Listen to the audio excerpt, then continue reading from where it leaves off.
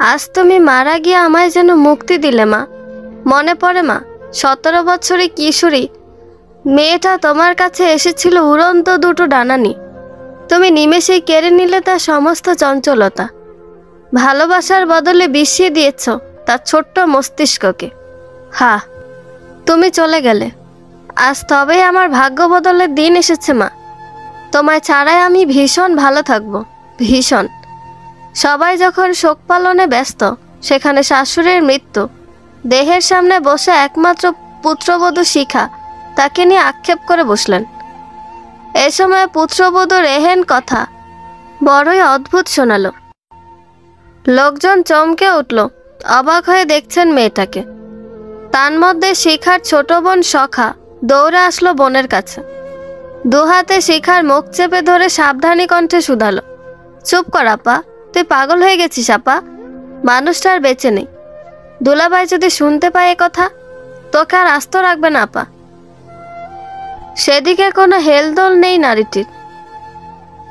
বারবার চোখের সামনে ভেসে উঠছে পুরনো বিষাদময় স্মৃতি, অতীতের স্মৃতিচারণ।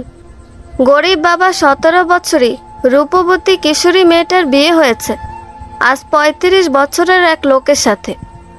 লোকটার একটু বয়স বেশি হলো, সমাজে তাদের নাম ডাক বেশ। শহরে পাকা দালান, গুটি কয়েক বড় বড় দোকান, ছেলের নিজস্ব বিজনেসও রয়েছে। সেখানে শিখার বাবা একজন রিক্সা চালক, মা ছিলেন পরিচালিকা। বছর 2 আগে রোড অ্যাক্সিডেন্টে পা হারিয়ে এখন মাটা পঙ্গু। শিখা ও সখা 2 বোন শুধু। আয় রোজগারের জন্য বাবার 2টো হাতই ভরসা। 2 মেয়ে, ঘরে অসুস্থ বউ। বাবা অভাবের তাড়নায় দিশেহারা। এরই মধ্যে শিখার শ্বশুর তার বড় মেয়ের জন্য বিয়ের প্রস্তাব রাখে। বড় মেয়েটার বয়স অল্প হলো, রূপে গুণে অনন্যা। বাবা বড় ঘরে ছেলে পেয়ে পাত্রের বয়স দেখেনি আর। তার ওপর দেনাপনার কোনো পাট নেই। এমন ঝুট ঝামেলাহীন প্রস্তাব আর আসবে না বইকি। বাবা এত বাছবিচার না করে বড় মেয়েটার বিয়ে দিয়ে দিল বড় ঘরে। বড় মেয়েটা তার বড়ই আদরের। অভাবের তাড়নায় মেয়েদের শখ আহ্লাদ পূরণ করতে পারেনি সে। মেয়ে বিয়ে দিয়ে বাবা স্বস্তি পায়। বড় ঘরটায় এবার তার আদরের মেয়েটা সুখেই থাকবে। উড়ন্ত 2টো ডানা নিয়ে কিশোরী মেয়েটা পা রাখলো শ্বশুরের পাকা ঘরে। শিখা মেয়েটার বয়স কম। সে বুঝতো না সংসার কি, সংসারের দায়িত্বই বা কি।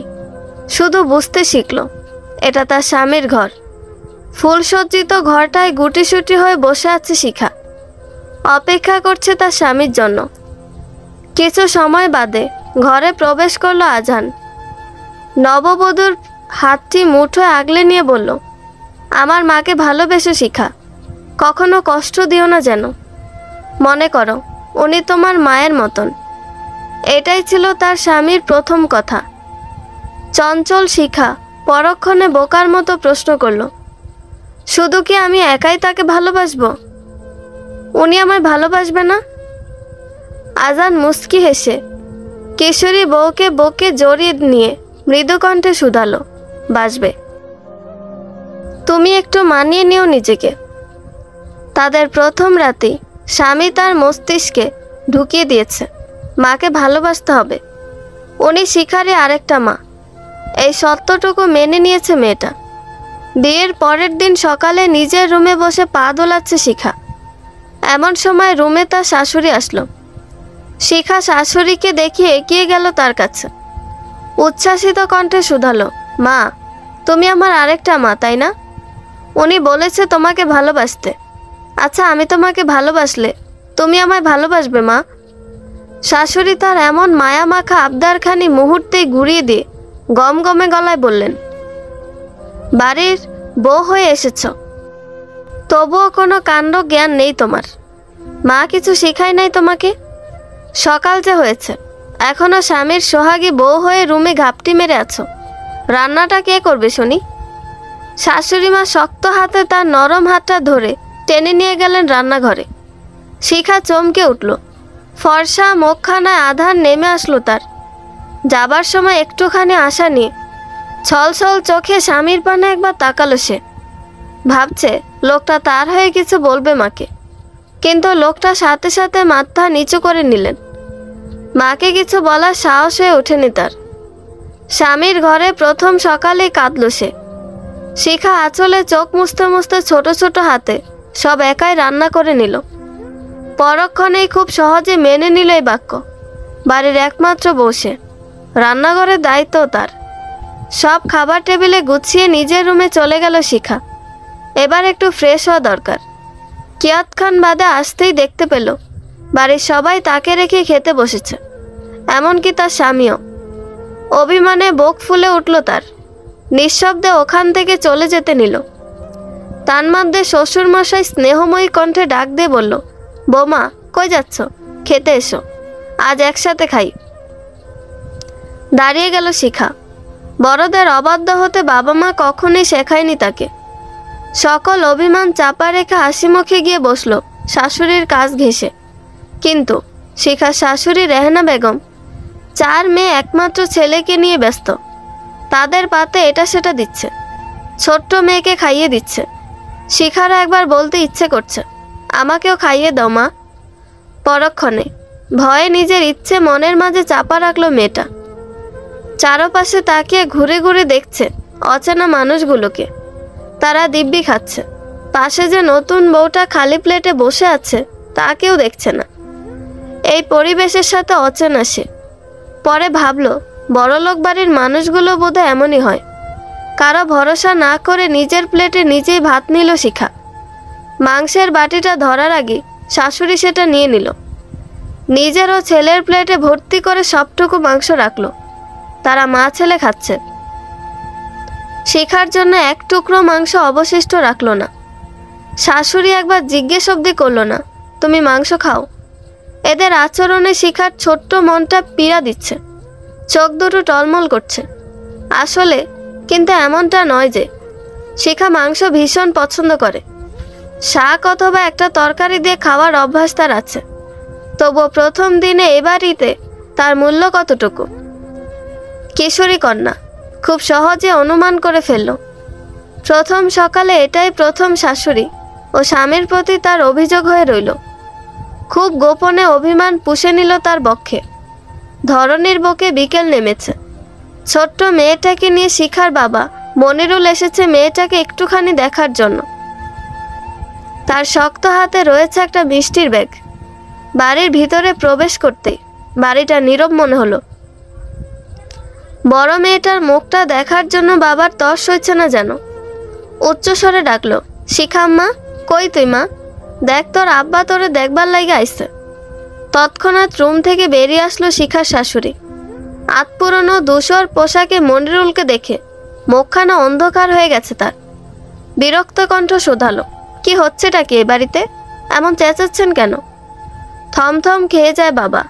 উনি ভুলেই গেছে মেয়ের শ্বশুর বাড়িতে বাবাদের উচ্চস্বরে কথা বলতে নেই। উনি তবুও মুখে হাসি টেনে বললেন, দুঃখিত আপা, আসলে মেয়েটাকে কতক্ষণ দেখি না। তা আপনি কেমন আছেন আপা? রেহেনা বেগম ভেঙচি কাটল। এদের সাথে কথা বলতেও রুচিতে বাধে তার।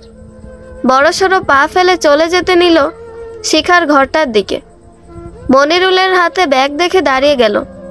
এগিয়ে তাকে একবার আগাগোড়া পরখ করে বললেন, ভালোই আছে, তা ব্যাগে করে কি এনেছেন? মনিরুল নিজের হাতের ব্যাগটা এগিয়ে দিল ওনার হাতে। রেহেনা বেগম তড়িঘড়ি করে ব্যাগটায় উকি দিল। 2 কেজির সস্তা মিষ্টি। চোখ মুখ কুঁচকে ব্যাগটা ফেলে দিয়ে বললেন, এসব কম দামি মিষ্টি আমাদের খাওয়া হয় না। যাওয়ার সময় সাথে করে নিয়ে যাবেন এগুলো। লজ্জায় অপমানে গা গুলে আসছে তার। সখা মেয়েটা কাঁদো কাঁদো কণ্ঠে বাবাকে বললেন, আব্বা চলো আমরা চলে যাই। তবুও বাবা নড়ল না। পাথরের মতো দাঁড়িয়ে রইল মেয়েটাকে এক নজর দেখার জন্য। শিখা মেয়েটা সারা দিন পর বিছানা পেয়ে ক্লান্তিতে চোখ লেগে গিয়েছে তার। সে আরামসে ঘুমাচ্ছে। আজান বাসায় নেই। সকালে খেয়ে যে নিজের কাছে বেরিয়েছে, আর খোঁজ নেই তার। রেহেনা বেগম দরজায় দাঁড়িয়ে ঠক ঠক আওয়াজ করে বললেন, বোমা, তোমার বাবা বোন এসেছে। বাবা এসেছে শুনে ঘুম ছুটে যায় তার। আনন্দে লাফিয়ে উঠল শিখা। পরক্ষণে পিছন থেকে শাশুড়ি বলে উঠল, কিছু খাইয়ে তাড়াতাড়ি বিদায় করে এদের। গোষ্ঠী শুদ্ধ সব হাজির। মুখটা চুপসে যায় মেয়েটার। শাশুড়ির দিকে তাকিয়ে মৃদু কণ্ঠে বললেন, আমার বাবা আজই প্রথম আসছে মা, তাও আপনার সহ্য হলো না? শিখা শাশুড়ির উত্তরের অপেক্ষা করল না, ছুটে গেল বাবা বোনের কাছে। মেয়ের পরনে দামি শাড়ি গহনা দেখে পরাণ জুড়ালো বাবার। মেয়ে তার সুখী আছে স্বামীর সংসারে। কত সুন্দর লাগছে তার মেয়েটাকে। দুহাতে মেয়েকে বুকে আগলে নিয়ে জিজ্ঞেস করলেন, কেমন আছিস আম্মা? শিখা সব চেপে একগাল হেসে বললেন, ভীষণ ভালো আছি আব্বা। স্বস্তি শ্বাস ছাড়ল বাবা। শিখা খেয়াল করল বাবা বোনের মুখ শুকনো, নিশ্চয়ই তারা কিছু খায়নি। শিখা টেবিলে খাবার দিল, কিন্তু খেলো না বাবা। একগাল হেসে বললেন, আমরা খেয়ে আসছি মা। বাবা দাঁড়ালো না, ছোট্ট মেয়েটার হাত চেপে বেরিয়ে গেল। শিখা বাবার যাওয়ার দিকে তাকিয়ে বিড়বিড় করে বলল, বাবা তুমি তোমার মেয়েকে বড় ঘর দেখে বিয়ে দিলে, কিন্তু এই ঘরে যে তোমার মেয়ের সম্মান নেই, তোমার কোনো দাম নেই। এই বড় ঘরে আমার দম বন্ধ হয়ে আসে বাবা। এর চেয়ে আমি তোমার ভাঙা কুটিরে সুখে ছিলাম। এই ঘর কি আমায় আদৌ সুখী করতে পারবে বাবা? বিয়ের 15 দিন যেতে না যেতেই সব কাজের দায়িত্ব চাপলো তার ওপর। বয়স কম, এত বড় সংসার সামলাতে হিমশিম খাচ্ছে মেয়েটা। শ্বশুর বাড়ি পা রাখতেই যেন বড় হয়ে গেল সে। সবার আগে হারিয়ে ফেলছে তার চঞ্চলতা। এখন অবুঝ কন্যা বুঝতে শিখেছে কত কিছু। এত বড় ঘরও তাকে সুখী করতে পারল না। সুখের এত দাম। স্বামী নামক লোকটা দিয়েও তার ভাগ্যে সুখ দেয়নি বিধাতা। মানুষটা যে পুরোপুরি মা ভক্ত। কোনটা অন্যায় কোনটা সঠিক এ যেন চোখেই পড়ে না তার। তবে রাত হলেই শরীর ছোঁয়ার নাম করে মেয়েটাকে একটু হলেও ছুঁয়ে দেয় আজান। ইতিহাস সাক্ষী, স্ত্রীর প্রতি দায়িত্বহীন পুরুষ দিয়ে কোনো মেয়ে আজ অবধি সংসারে সুখী হয়নি। তবুও মেয়েটা হন্য হয়ে একটুখানি সুখ খুঁজছে, খুঁজে যাচ্ছে তাদের ভালোবাসা। মস্তিষ্কের মাঝে গেঁথে নিল, শাশুড়ির মন জয় করতে পারলে তার স্বামী তাকেও ভালোবাসবে। এই বাক্যটা মেনে নিয়ে যথারীতি চেষ্টা করছে সব কিছু সামলাতে। রাত দিন এক করে নিজের হাতে তুলে নিয়েছে এই সংসারকে। তবুও কেন জানি এই সংসারে অবহেলিত মেয়েটাই শিখা। এ বাড়িতে তাকে কেউ বউ করে আনেনি, যেন এনেছে কাজের মেয়ে, যার কোনো ক্লান্তি নেই, নেই কোনো অবসর। সেদিন অপমানের পরও আজ সকালে বাবা আবারও এসেছে এই বাড়িতে, নিজের ভাঙা কুটিরে মেয়ে সহ জামাইকে নিতে। আসলে মেয়ের বাবারা নির্লজ্জ, বেহায়া। বাবাদের মোটেও লজ্জা নেই। মেয়ের শ্বশুর বাড়ি থেকে হাজারো অপমান লাঞ্ছনা দিল, বাবারা গায়ে মাখে না।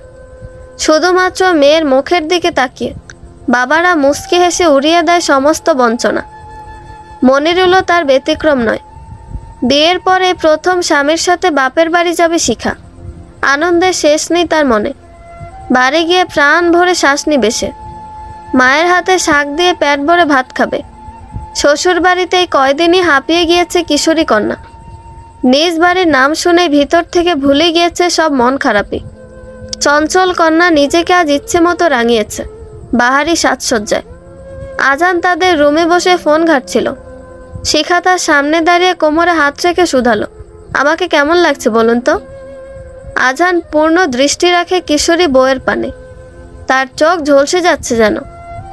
এতদিনে একসাথে থেকেও সেভাবে দেখা হয়নি মেয়েটাকে।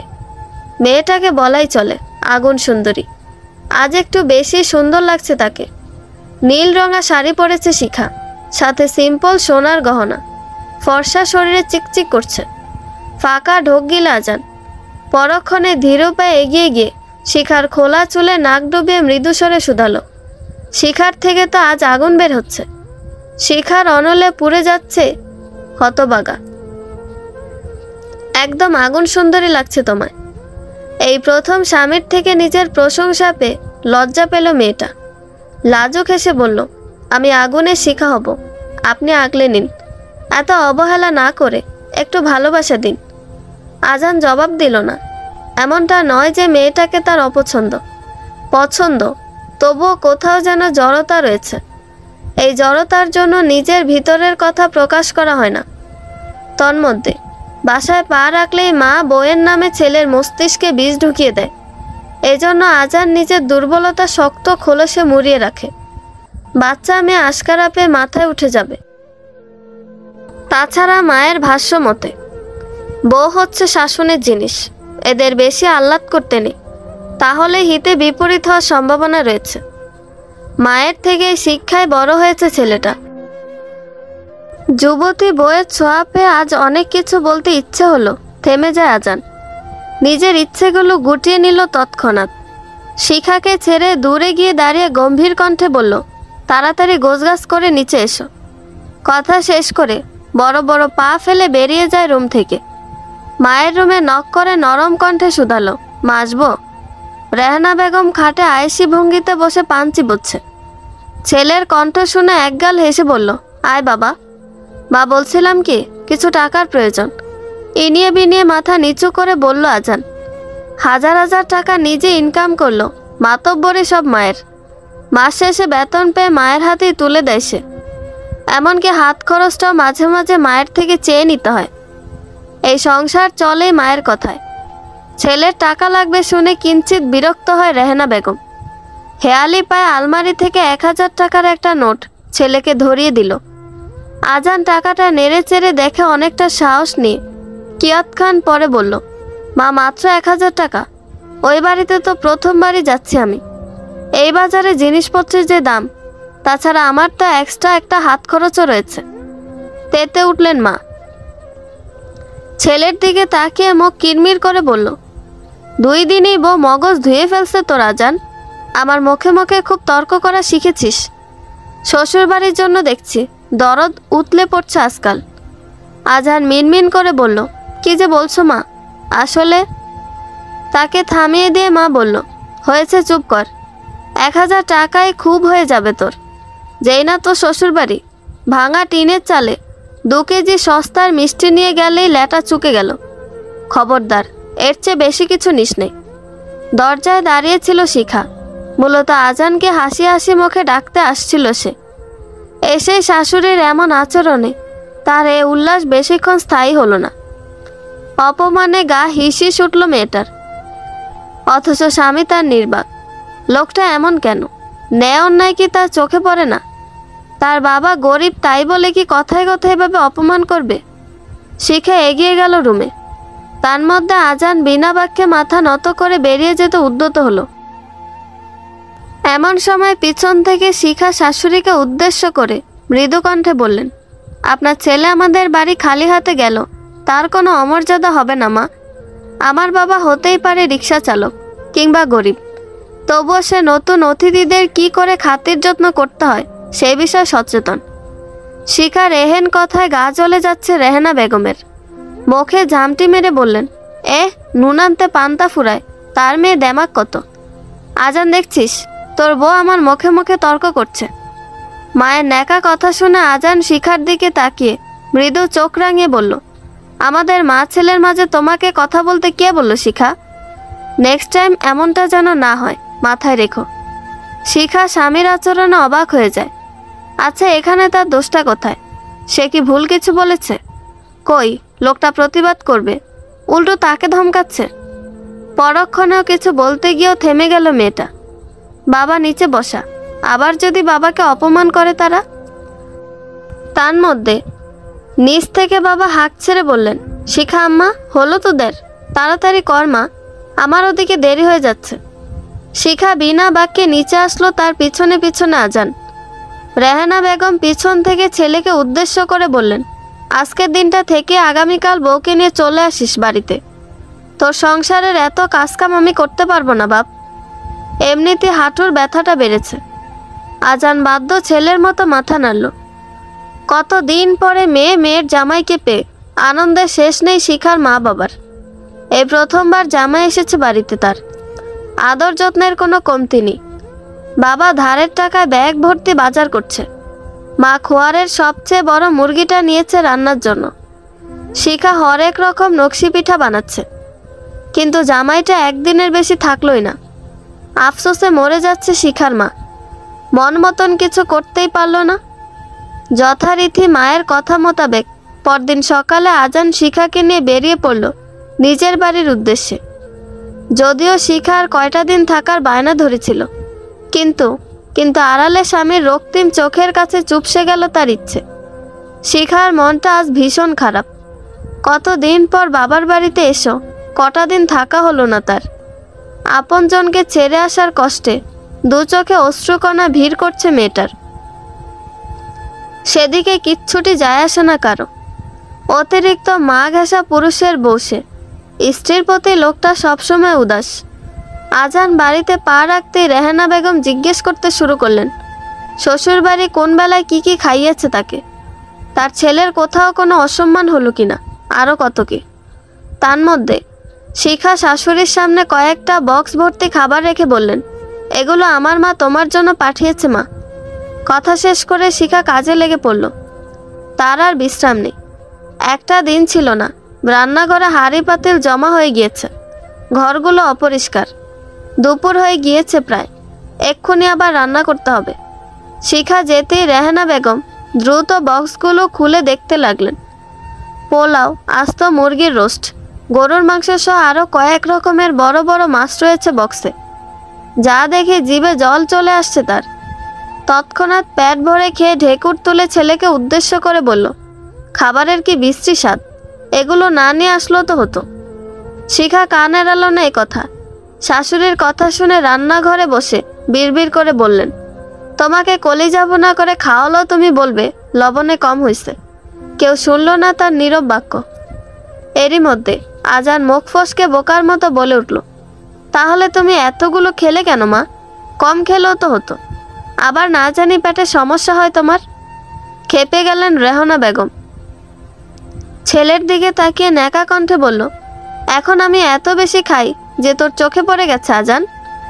তোর শ্বশুর বাড়ি থেকে পাঠিয়েছে বলে তুই আমাকে খাবারের খোঁটা দিচ্ছিস? বউ, নতুন শ্বশুর শাশুড়ি পেয়ে মা এখন পর হয়ে গেল তোর? আল্লাহ গো, এই দিন দেখার জন্যই কি বেঁচে আছি আমি?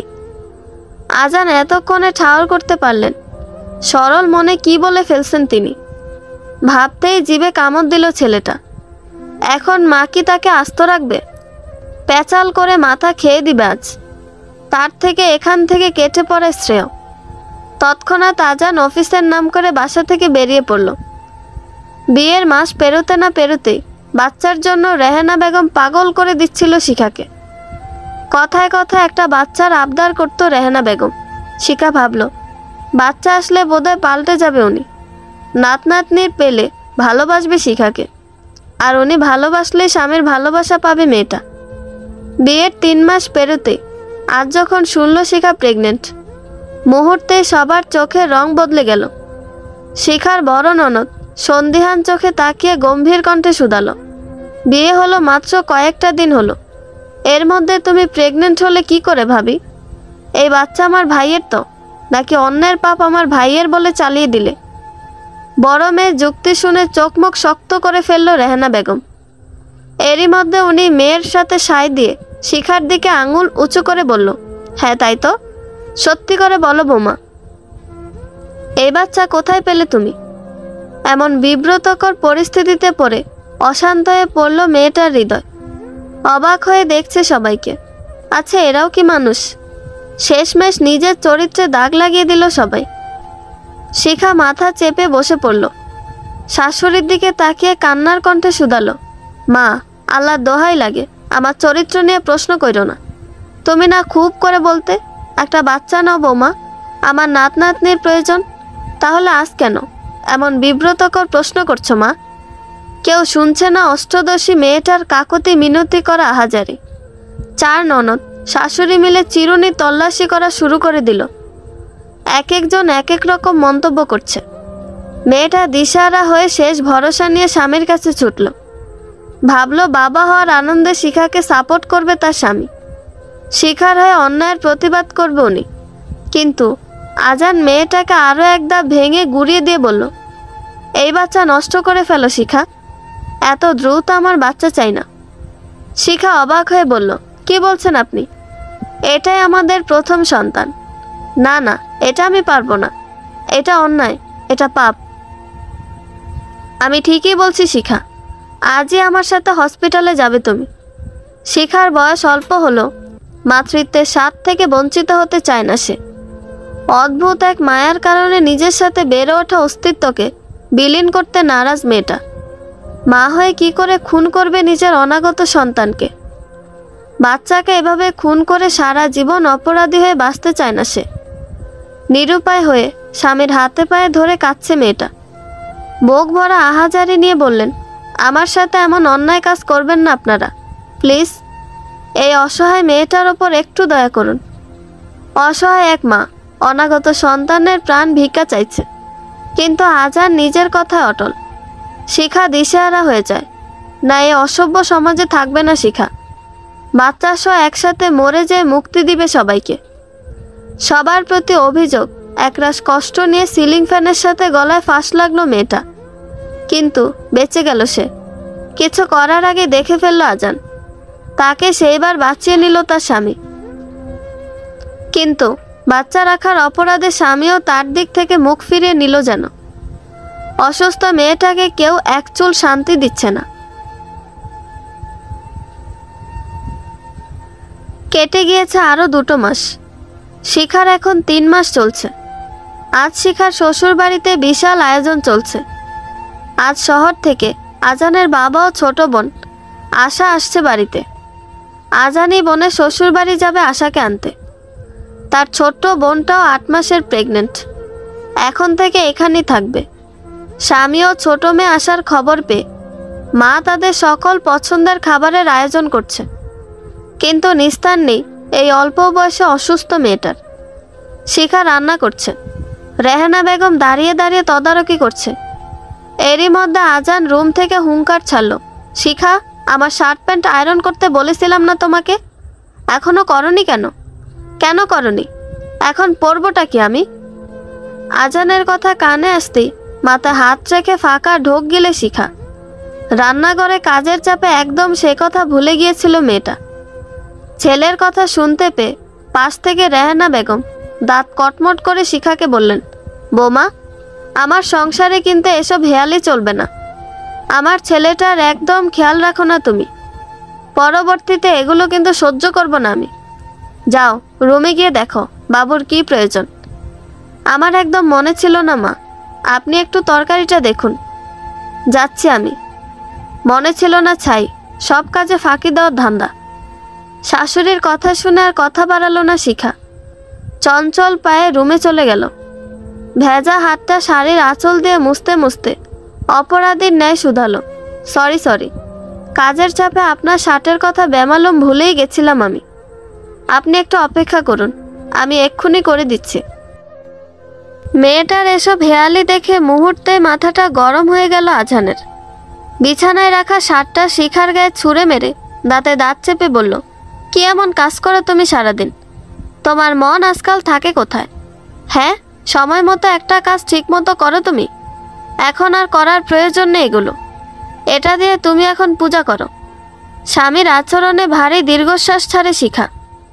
মাথার ওপর থেকে শার্ট সরিয়ে হেয়ালি করে বলল, আসলেই আমি করিটা কি সারাদিন? আপনার সংসারে আমাকে তো আপনি রানীর মতোই রেখেছেন। এই তো অন্তঃসত্ত্বা মেয়েটাও ভোর থেকে রাত 10টা অবধি গরুর গোয়াল পরিষ্কার অবধি শুরু করে। পানি গ্লাস এক একজনকে ঢেলে খাওয়াতে হয়। এটা কোনো কাজ হলো? মেয়ে মানুষ বাড়িতে তো শুধু শুয়ে বসেই খায়। কাজ তো করেন আপনি, আপনার মতো পুরুষেরা। এখানে আর দাঁড়ালো না শিখা, তড়িঘড়ি করে রুম ত্যাগ করলো। মেয়েটার কথা আজানের গায়ে খুব লেগেছে। মুহূর্তে মাথায় রক্ত চাপল তার। রাগের চোটে নিজের হাত দিয়ে দেয়ালে বার কয়েক ঘুষি মারল। মুখে বার কয়েক উচ্চারণ করলো, বেয়াদব মেয়ে, বেয়াদব। শিখা কাছে থাকলে বোধহয় এই আঘাতগুলো আজ তার গায়েই পড়ত। ভাগ্যিস ছিল না। শিখাকে দেখে রান্নাঘর থেকে বেরিয়ে ফ্যানের নিচে আরামসে বসলো রেহানা বেগম। যে গরম লাগছে না, বড্ড জল তৃষ্ণা পেয়েছে তার। সোফায় শরীর এলিয়ে হাঁক ছেড়ে বললেন, বৌমা, আমার জন্য 1 গ্লাস ঠান্ডা লেবুর শরবত নিয়ে এসো তো, গলাটা শুকিয়ে গিয়েছে। পর মুহূর্তেই ছেলেকে ডাকলেন, আজান, এদিকে আয় তো বাবা। কখন বের হবি? আজান রুম থেকে বের হতে হতে কোমল কণ্ঠে বললেন, এই তো মা, এক্ষুনি যাচ্ছি। রেহানা বেগম রুম থেকে কয়েকটা চকচকে 1000 টাকার নোট ছেলের হাতে ধরিয়ে দিয়ে বলল, এটা রাখ। আমার মেয়ে শ্বশুর বাড়িতে ভালো দেখে 5 কেজি মিষ্টি আর ব্যাগ ভর্তি ফল নিয়ে যাস। আরও কিছু প্রয়োজন হলে নিয়ে যাস। ও বাড়িতে আসার যেন কোনো অসম্মান না হয়। 5 কেজি মিষ্টির কি প্রয়োজন মা?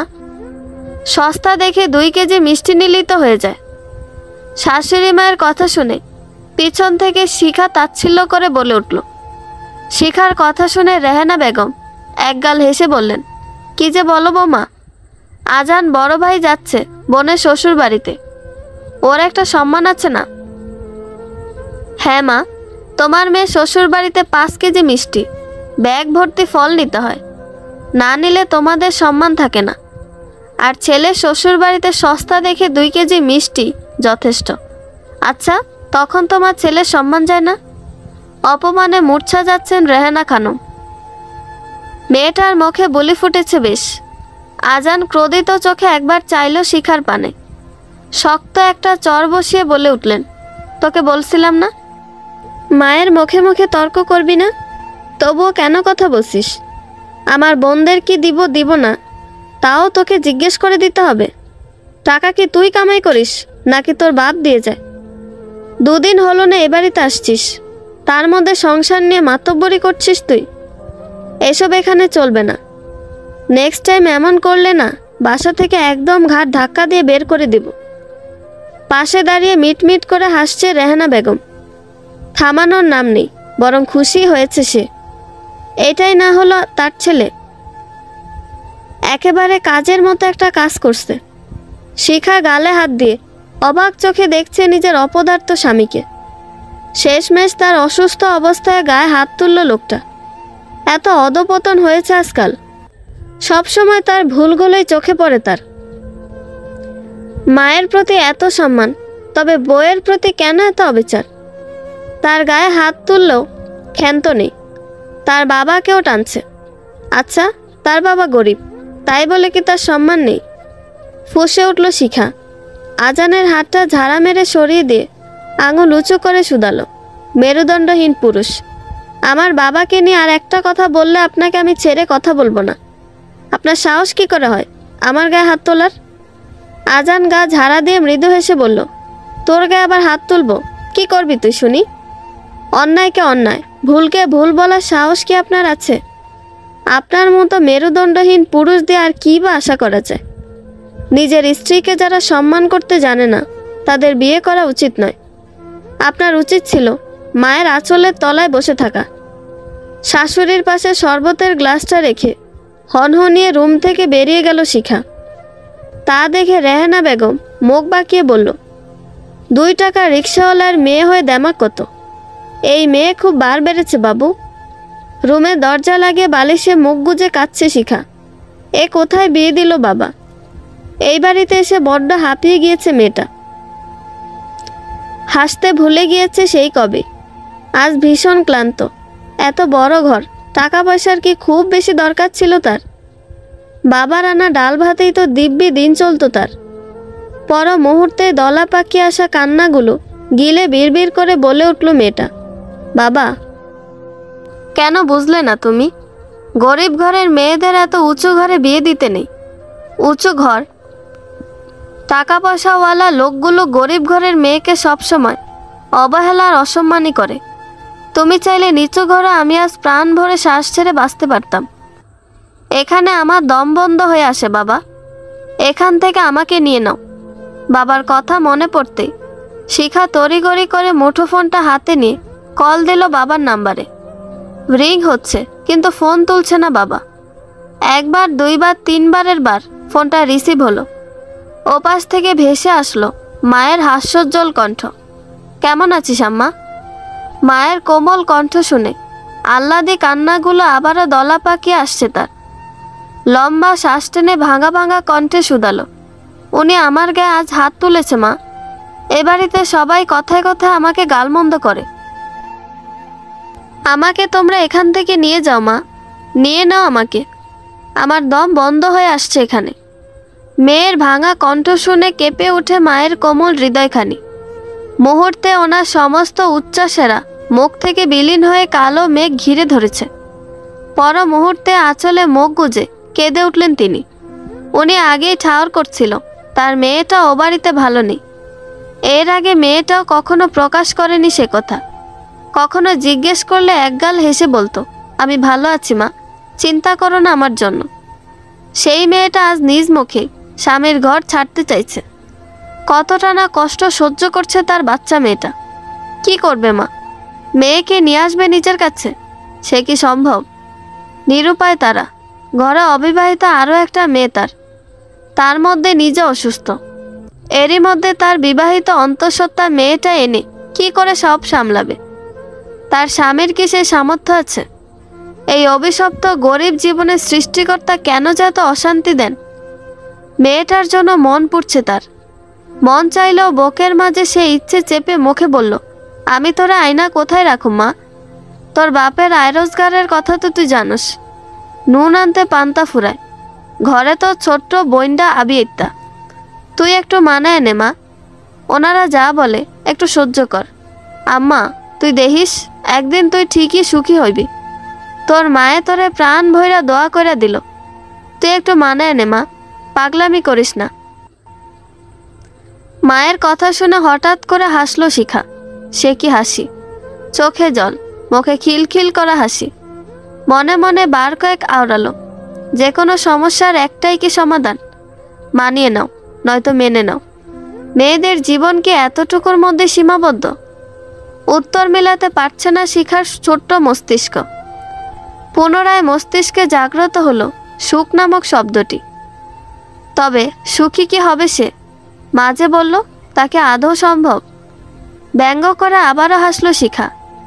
নিজের হাসি থামিয়ে তাচ্ছিল্য করে বলল, সংসারে সুখী হওয়ার জন্য দরকার একজন আদর্শ জীবনসঙ্গী। সেই সঙ্গীকে আমাকে দিয়েছ তোমরা মা? মেয়ের প্রশ্নের জবাব নেই মায়ের। আসলে মুখ লুকিয়ে নিঃশব্দে কেঁদে উঠলেন মা। শিখা মায়ের জবাবের অপেক্ষা না করে ফের বলল, আমি মানিয়ে নিব নিজেকে মা। আর কখনো তোমাদের কিচ্ছুটি বলবো না, বাড়িতেও আসতে চাইব না। এই তো মানিয়ে নিতে নিতে একদিন হঠাৎ করে দেখবে তোমার মেয়ের জীবন প্রদীপ ফুরিয়ে গেছে। এমন কথা বলিস না মা, আমি যে নিরুপায়। এরই মধ্যে মনিরুল আসলো। স্ত্রীকে মুঠোফোন হাতে নিয়ে কান্না করতে দেখে হকচকিয়ে গেলেন তিনি। তৎক্ষণাৎ তড়িৎ কণ্ঠে শুধালো, কি হয়েছে তোমার? এভাবে কাঁদতেছো কেন? কোনো সমস্যা? কে কল করছিল? বাবার কণ্ঠ শুনে চট করে লাইন কেটে দিল শিখা। মা নির্বাক হয়ে কাঁদছে। কিয়ৎক্ষণ সময় নিয়ে নিজেকে দ্রুত সামলে নিল উনি।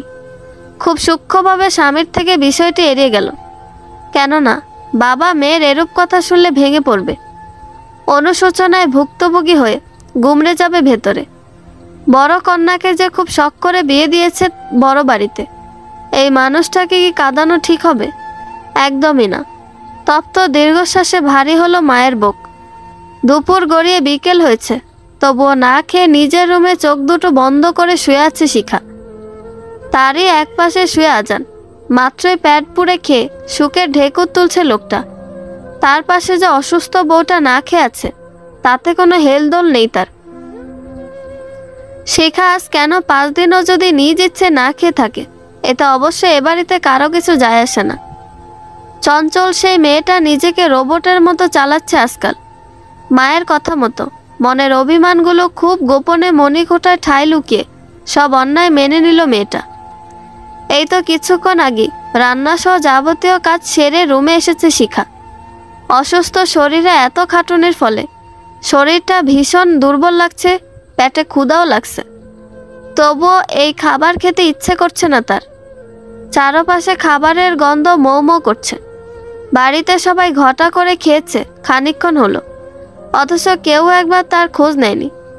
যেখানে স্বয়ং স্বামী দায়িত্বহীন, সেখানে অন্য সদস্যের থেকে আশা রাখো বিলাসিতা বইকি।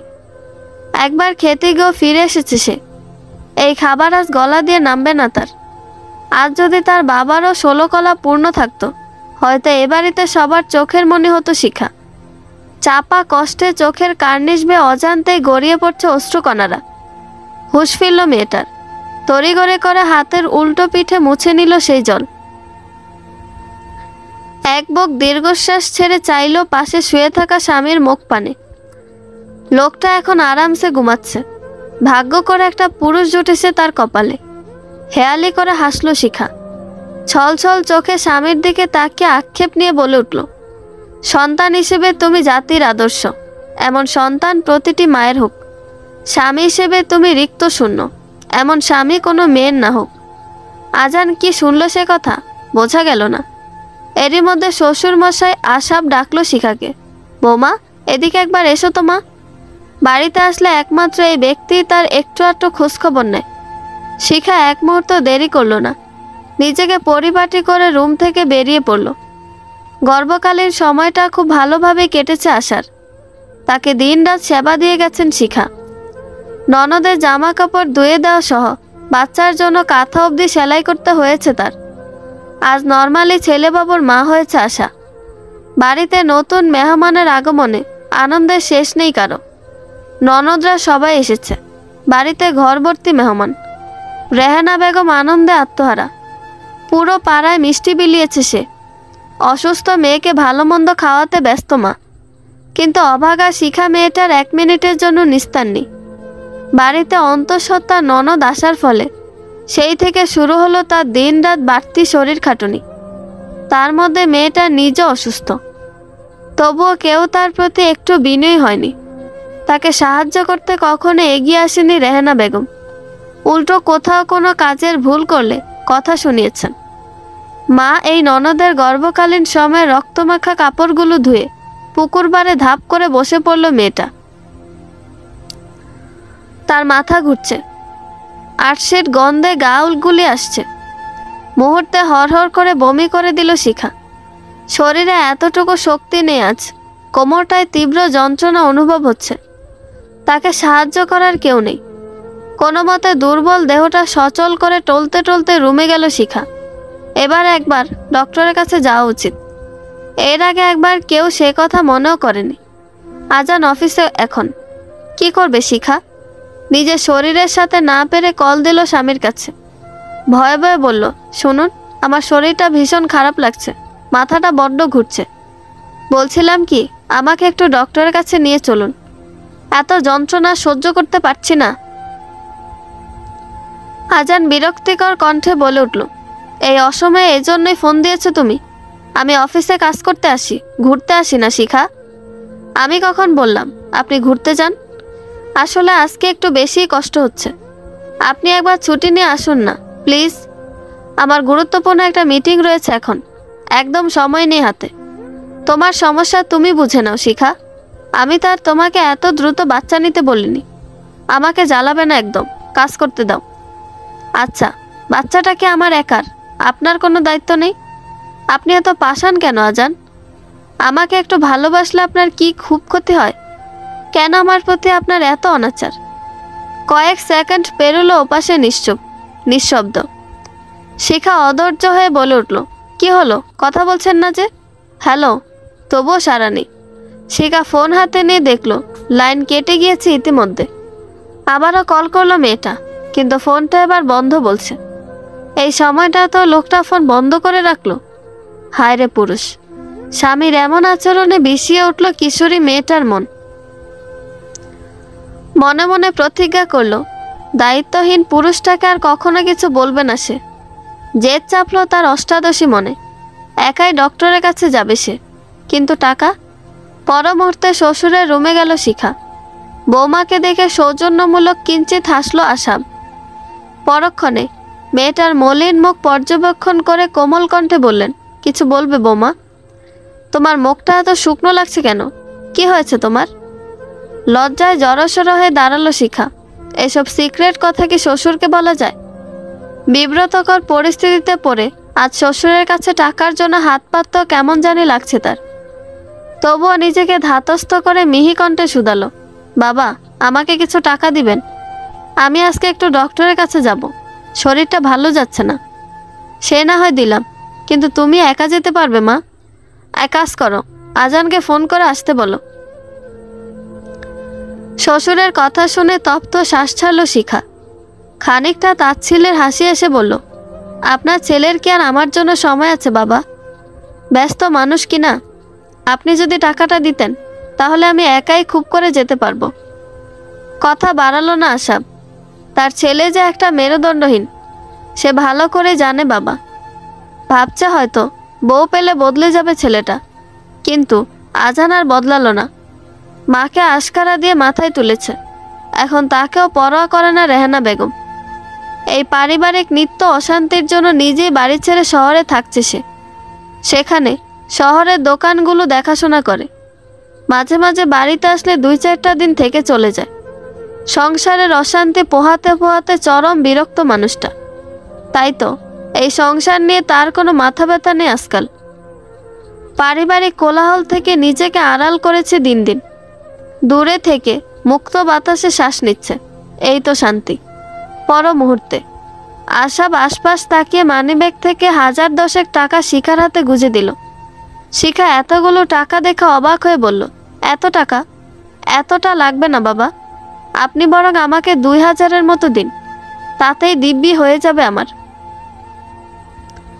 সবটা নিজের কাছে রেখে দাও বৌমা, যতটুকু লাগে প্রয়োজনে খরচ করো। বাকি কিছু থাকলে ভালো মন্দ যা খেতে ইচ্ছে করে নিজে কিনে খেও।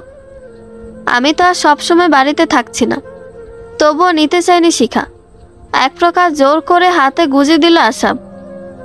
শিখা কাউকে কিছু না জানিয়ে একাই বেরিয়ে পড়ল বাসা থেকে। ডক্টরের চেম্বারে এসে পড়ে গেল বিপাকে। ডক্টর যখন জানলো শিখা প্রেগনেন্ট, উনি অবাক হয়ে প্রশ্ন করল, তুমি নিজেই তো বাচ্চা, বয়স কত তোমার? তোমার সাথে কেউ আসেনি, একা এসেছো তুমি? 17 বছরই কিশোরী মেয়েটা নিজ মুখে নিজের গর্ভধারণের কথা বলতে লজ্জায় মরে যাচ্ছে। এমন লজ্জা ইহজন্মে পায়নি শিখা। তবুও ভেঙে পড়া যাবে না। বয়স যাই হোক, সে একজন হবু মা। মায়েদের এতটুকুতে ভেঙে পড়তে নেই। মা হওয়া কি আর এতটা সহজ? নড়ে চড়ে বসল শিখা। গুটি কয়েক লম্বা শ্বাস ছেড়ে শক্ত কণ্ঠে ডক্টরকে বলল, নাম শিখা, বয়স 17 চলছে। ব্যক্তিগত সমস্যার জন্য হাজব্যান্ড বা অন্যরা সাথে আসতে পারেনি, বাধ্য হয়ে একাই এসেছি। আপনার যা জানার প্রয়োজন হয় আমাকেই জিজ্ঞেস করুন। দিন গিয়ে কয়েক মাসে পরিণত হয়েছে। শিখার বাচ্চা হওয়ার সময়টা ঘনিয়ে আসছে। অপরিপক্ক বয়সে গর্ভধারণ করার ফলে শরীরে নানা রোগে ভুগছে মেয়েটা। ভরা পেট নিয়ে চলাফেরা করাই দায় হয়ে আসছে আজকাল। চোখ মুখ ফ্যাকাশে হয়ে আসছে তার, হাত পা ফুলে গিয়েছে। সেদিন হসপিটাল থেকে ডক্টর দেখে আসার পর ডক্টর শিখাকে সম্পূর্ণ বেড রেস্ট দিয়েছিল। কিন্তু হায়, সেই বেড রেস্ট কি আর তার কপালে ছিল? একদমই না।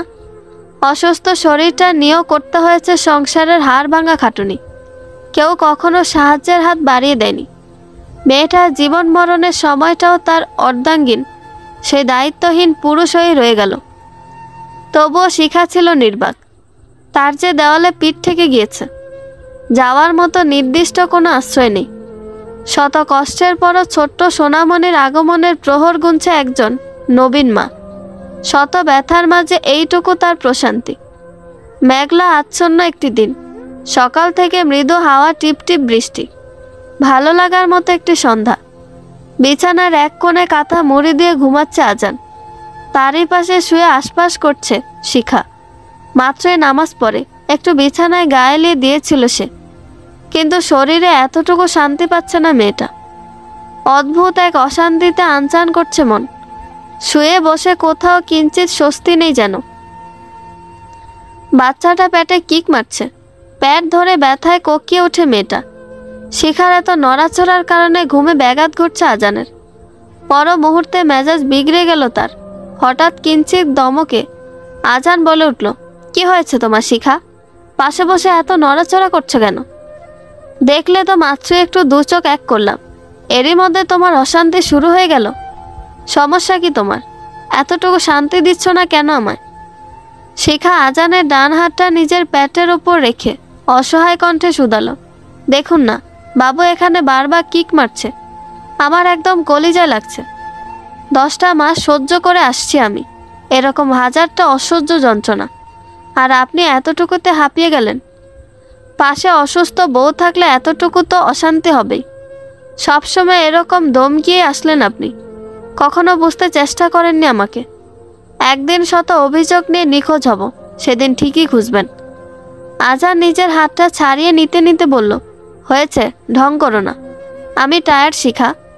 আজকে প্রচুর খাটুনি গিয়েছে শরীরে। আমাকে ঘুমোতে দাও, বিরক্ত করো না। অন্য পাশে মুখ করে পুনরায় শুয়ে পড়ল আজান। অসুস্থ বউটার এসব কথা নিছক ঢং লাগছে তার কাছে। হতাশ হলো শিখা।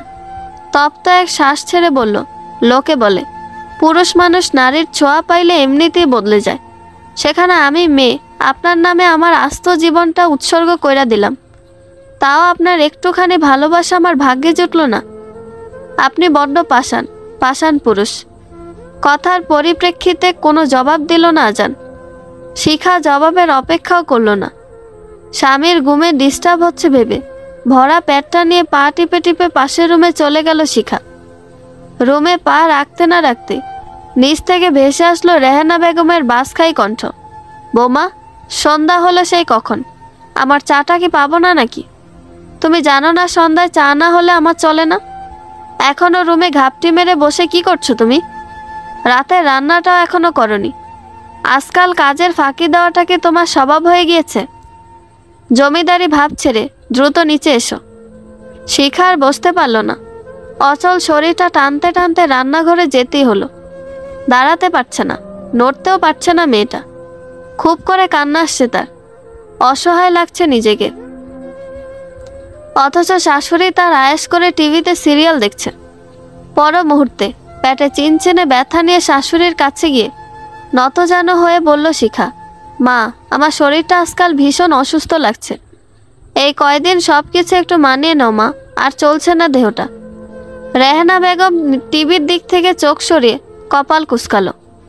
শিখাকে আগা করে একবার পরখ করে মুখ বাঁকিয়ে বলল, এভাবে বলো না মা, কেউ ইচ্ছে করে অসুস্থ হয় না। রাখো তোমার ইচ্ছে অনিচ্ছা। জানো, সেকালে আমরা বাচ্চা ডেলিভারি করেও সংসারের সব কাজ একা করেছি। কতগুলো বাচ্চা কাচ্চা সামলিয়েছি। কই, আমরা তো এত কাজচোর ছিলাম না। যাও গিয়ে রান্নাটা সেরে ফেলো। এই সময় কাজকর্ম শরীরের জন্য ভালো। রেহানা বেগম পুনরায় আবারও সিরিয়াল দেখায় মনোযোগ দিল। শিখা অবাক চোখে দেখলো কেবল শাশুড়িকে। লোকে বলে শাশুড়ি কখনো মা হয় না, আসলেই তাই। হারে হারে প্রমাণ পাচ্ছে মেয়েটা। সে বার যখন তার অসুস্থ ননদ আসছিল, এই মায়েরই কত না সতর্ক আর নীতিবাক্য শুনেছে শিখা। তার মেয়েকে দিয়ে একটা কাজ করানো যাবে না, এতে বাচ্চার ক্ষতি হওয়ার সম্ভাবনা রয়েছে।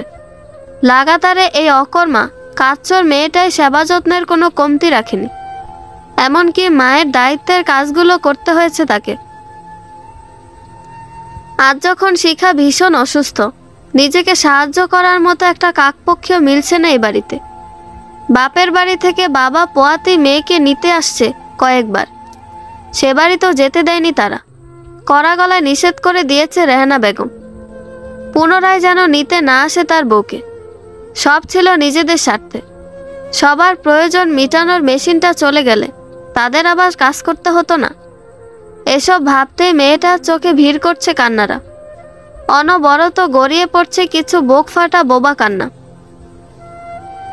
শিখাকে এখনো ঠায় দাঁড়িয়ে থাকতে দেখে রেহানা বেগম তেতো কণ্ঠে পুনরায় শুধালো, এভাবে বেয়াক্কলের মতো দাঁড়িয়ে কি দেখছো বোমা? আমাকে কি নতুন দেখছো, নাকি আমার চেহারা বেড়েছে? যাও রান্না করো, রাত অনেক হয়েছে। আর হ্যাঁ শোনো, আমার জন্য একটু শিং মাছের ঝোল করিও। শিখা নড়ে চড়ে উঠল। নিজের ভাবনায় থেকে বেরিয়ে তড়িগড়ি করে আঁচলে চোখ মুছে মৃদু হেসে শুধালো, তোমরা আমার কাছে নিত্য নতুন মা। তোমাদের যত দেখি ততই আগ্রহ পাই। ভাগ্য করে তোমাদের বাড়িতে এসেছি, নয়তো কত কিছু থেকে বঞ্চিত হতাম, কত কিছু জানা হতো না। পর মুহূর্তে আঁচলে চোখ মুছতে মুছতে জায়গা ত্যাগ করলো শিখা। রেহানা বেগম ভ্রু কুঁচকে তাকিয়ে রইল। মেয়েটা যাওয়ার পানে। কি বলে গেল মেয়েটা? সব তার মাথার উপর দিয়ে গেল। অকারণে মুখ বাঁকালো উনি। সময় নষ্ট না করে আবারও ধ্যান দিল টিভির দিকে। রাত প্রায় 9টার দিকে ঘুম ভাঙে আজানের। আড়মোড়া ভেঙে উঠে বসলো। অকারণে আশেপাশে তাকিয়ে শিখাকে একবার খুঁজলো বোধহয়। মেয়েটা রুমে নেই। কই গেল? পাশেই তো ছিল এতক্ষণ। পর মুহূর্তে ফ্রেশ হয়ে নিচে গেল আজান। শরীরটা ম্যাজম্যাজ করছে। এখন এক কাপ গরম গরম কফি চাই তার শরীর। মায়ের রুমে একবার যেতে যেতে চাইলো আশেপাশে। এখানেও দেখছে না শিখাকে। এবার একটু উঁচু কণ্ঠে আজান বলে উঠল, শিখা কোথায় তুমি? আমার জন্য একটা কফি নিয়ে আসো। এভাবে বার কয়েক ডেকও সারা শব্দ নেই মেয়েটার। বিরক্তিতে নাক মুখ কুঁচকে গেল তার। মেয়েটাকে সময় মতো পাওয়া যায় না কখনো। কেয়ারলেস মেয়ে একটা। বড়সড় পা ফেলে রান্নাঘরের দিকে উকি দিল আজান। মুহূর্তে শরীর শিউরে উঠল তার শরীর। ফ্লোরে রক্তের স্রোত বইছে। এরই মধ্যে যুবথুবু অবস্থায় নিস্তেজ হয়ে পড়ে আছে শিখা। আজান দৌড়ে এগিয়ে গেল সেদিকে। শিখার গা ছুঁয়ে ব্যস্ত কণ্ঠে শুধালো, এই মেয়ে, এই কি হয়েছে তোমার? এমনটা কখন হলো? উঠো শিখা, এত রক্ত কিসের? কোনো হুঁশ নেই মেয়েটার। শরীরটা একদম ঠান্ডা হয়ে গিয়েছে। চোখে মুখে পানি ছিটিয়ে জ্ঞান ফেরানোর চেষ্টা চালালো আজান, কিন্তু এবারও ব্যর্থ সে। ভয় পেল আজান। বেঁচে আছে তো মেয়েটা? পর মুহূর্তে উচ্চস্বরে মাকে ডাকলো। শিখাকে কোলে তুলে নিয়ে বেডে শুয়ে দিল। কয়েক মিনিট সময় নিয়ে সেখানে উপস্থিত হলো রেহানা বেগম। উনি শিখাকে এলোমেলো হয়ে পড়ে থাকতে দেখে চোখ কুঁচকে প্রশ্ন করলো, কি হয়েছে রে? আজান বসা থেকে দাঁড়িয়ে চিন্তিত কণ্ঠে বলল, বলতে পারছে না মা। রান্নাঘরে রক্তে মাখা মাখা অবস্থায় ফ্লোরে পেলাম। অবস্থা খুব শোচনীয়। ওকে এক্ষুনি হসপিটালে নিতে হবে মা। রেহানা বেগম ছেলেকে ধমক দিয়ে চুপ থাকতে বলল, কিছু হলে হসপিটাল, ডক্টর, এত কিছুর কি দরকার? এতটুকু তো এমনিতেই ঠিক হয়ে যাবে। দেখো গিয়ে, না জানি ভাঙ ধরে এমন করছে। শুধু শুধু টাকা খরচ। আরও ঘন্টাখানিক সময় অতিবাহিত হলো, কিন্তু শিখার কোনো উন্নতি নেই। আজান বইয়ের ঠান্ডা হাত পায়ে গরম তেল মালিশ করছে। ক্ষণে ক্ষণে নাম ধরে ডাকছে, কিন্তু সাড়া দেয় না শিখা। আরও ঘাবড়ে গেল আজান। এবার কিছুটা মায়ের বিপক্ষে গিয়ে হসপিটালে নিয়ে গেল নিস্তেজ শিখাকে। সাথে গেল রেহানা বেগম ছেলেকে তদারকি করার জন্য। না জানি ছেলেটা বইয়ের পেছনে অহেতুক টাকা খরচ করে। সেই চিন্তায় গলা শুকিয়ে কাঠ হয়ে যাচ্ছে মায়ের। তৎক্ষণাৎ ইমার্জেন্সি ওয়ার্ডের ডক্টর মেয়েটাকে পরীক্ষা করে রাগান্বিত কণ্ঠে বললেন, লাশটা নিয়ে আসছেন আপনারা? কম সময়ের মধ্যে তো এত শোচনীয় অবস্থা হয়নি রোগীর। এত দেরি করলেন কেন? আজান আমতা আমতা করছে। শুকনো ঢোক গিলে ডক্টরকে জিজ্ঞেস করলো, ডক্টর, বেঁচে আছে আমার স্ত্রী? সৃষ্টিকর্তার করুণা এখনও শ্বাস চলছে, তবে হার্টবিট খুব স্লো। বাচ্চাটা বেঁচে আছে কিনা বলা যাচ্ছে না। ওনাকে এক্ষুনি অপারেশন দরকার। প্রচুর ব্লাডিং হয়ে গিয়েছে রোগীর। ইমার্জেন্সি রক্ত জোগাড় করুন, কুইক। সিজার লাগবে শুনে বেঁকে বসলেন রেহানা বেগম। পাশ থেকে উনি ডক্টরকে গম্ভীর কণ্ঠে শুধালো, এত দ্রুত সিজার করার দরকার নেই ডক্টর। কত টাকার ব্যাপার? আপনারা বরং নর্মালে ডেলিভারির চেষ্টা করুন। ডক্টর ওনাকে ধমক দিয়ে বললেন, আপনি কি মানুষ? দেখে তো মনে হচ্ছে ভদ্রঘরের লোক, কিন্তু অসুস্থ মস্তিষ্ক। মেয়েটার জীবন মরণ সংশয় রয়েছে, আর আপনি এখনো টাকা চিন্তা করছেন? এই টাইমটাও দ্রুত মনে হচ্ছে আপনার কাছে। পাবলিক প্লেসে ডক্টরের ধমক খেয়ে চুপসে গেল রেহানা বেগম। মনে মনে ডক্টরকে প্রাণ ভরে গালি দিচ্ছেন উনি। শালা ডাকাতেরা, কিচ্ছুটি হলেই সিজার করো। সব রোগী থেকে টাকা খাওয়ার ধান্দা। এগুলো ভালোই জানা আছে তার। এরই মধ্যে আজানের অনুমতি নিয়ে ডক্টর ও নার্স মিলে শিখাকে নিয়ে গেল ইমার্জেন্সি অপারেশন থিয়েটারে। আজানও ব্যস্ত হয়ে পড়ল রক্তের সন্ধানে। ছেলেকে ব্যস্ত হতে দেখে মা আশ্বাস দিয়ে শুধালো, এত তাড়াহুড়ো করার কিচ্ছু নেই আজান, রিল্যাক্স। তুই একা কেন এত চাপ নিচ্ছিস? বৌমার বাপকে কল দিয়ে এখানে আসতে বল। জানিয়ে দে তাদের মেয়ে অসুস্থ, অনেক টাকা পয়সার ব্যাপার। আজান মাকে কিচ্ছুটি জবাব না দিয়ে তৎক্ষণাৎ ওখান থেকে চলে গেল। বাহিরে গিয়ে শ্বশুরকে কল দিয়ে জানিয়ে দিল শিখা অসুস্থ। বাবা মা এত রাতে মেয়ের এমন খবর পেয়ে দিশাহারা হয়ে পড়ল। তৎক্ষণাৎ সবাই বেরিয়ে পড়ল হসপিটালের উদ্দেশ্যে। কোলাহলপূর্ণ একটি দুপুর। হসপিটালের বারান্দায় বসে রোগীর আপনজনেরা কেউ নতুন অতিথির আগমনে হাসছে, কেউ বা হারানোর শোকে কাঁদছে। হসপিটালের সাদা বেডে নিস্তেজ হয়ে পড়ে আছে শিখা। হাতে হরদমে স্যালাইন চলছে তার। 2 দিন হলো এখনো চোখ খোলেনি মেয়েটা। মেয়ের মাথার পাশে ব্যাকুল হয়ে আশপাশ করছে শিখার মা বোন। মেয়ের জন্য অস্থির হয়ে আছে মায়ের মন। মেয়েকে রেখে 1 মিনিটের জন্য কোথাও নড়ছে না অসুস্থ মা। অবশ্য হসপিটালে ওনারা 2 জন ছাড়া এখন কেউ নেই। অসুস্থ মেয়েটাকে রেখেই বাবাকে বের হতে হয়েছে নিজের কাজে। মেয়েটার পিছনে 2টো পয়সা ব্যয় করতে হলো, বাবাকে দিনরাত খাটতে হবে। বাবার জন্য যে একদণ্ড বিশ্রাম নিষিদ্ধ। আর রইল স্বামী শাশুড়ি। একদিন শিখার সাথে ছিল আজান, সেও আজ নিজের অফিসে গিয়েছে। ব্যস্ত মানুষ কিনা। রেহানা বেগম ওদিন রাতে যে বাড়িতে গিয়েছে, এরপর আর তাকে হসপিটালের 4 সীমানাও দেখা যায়নি।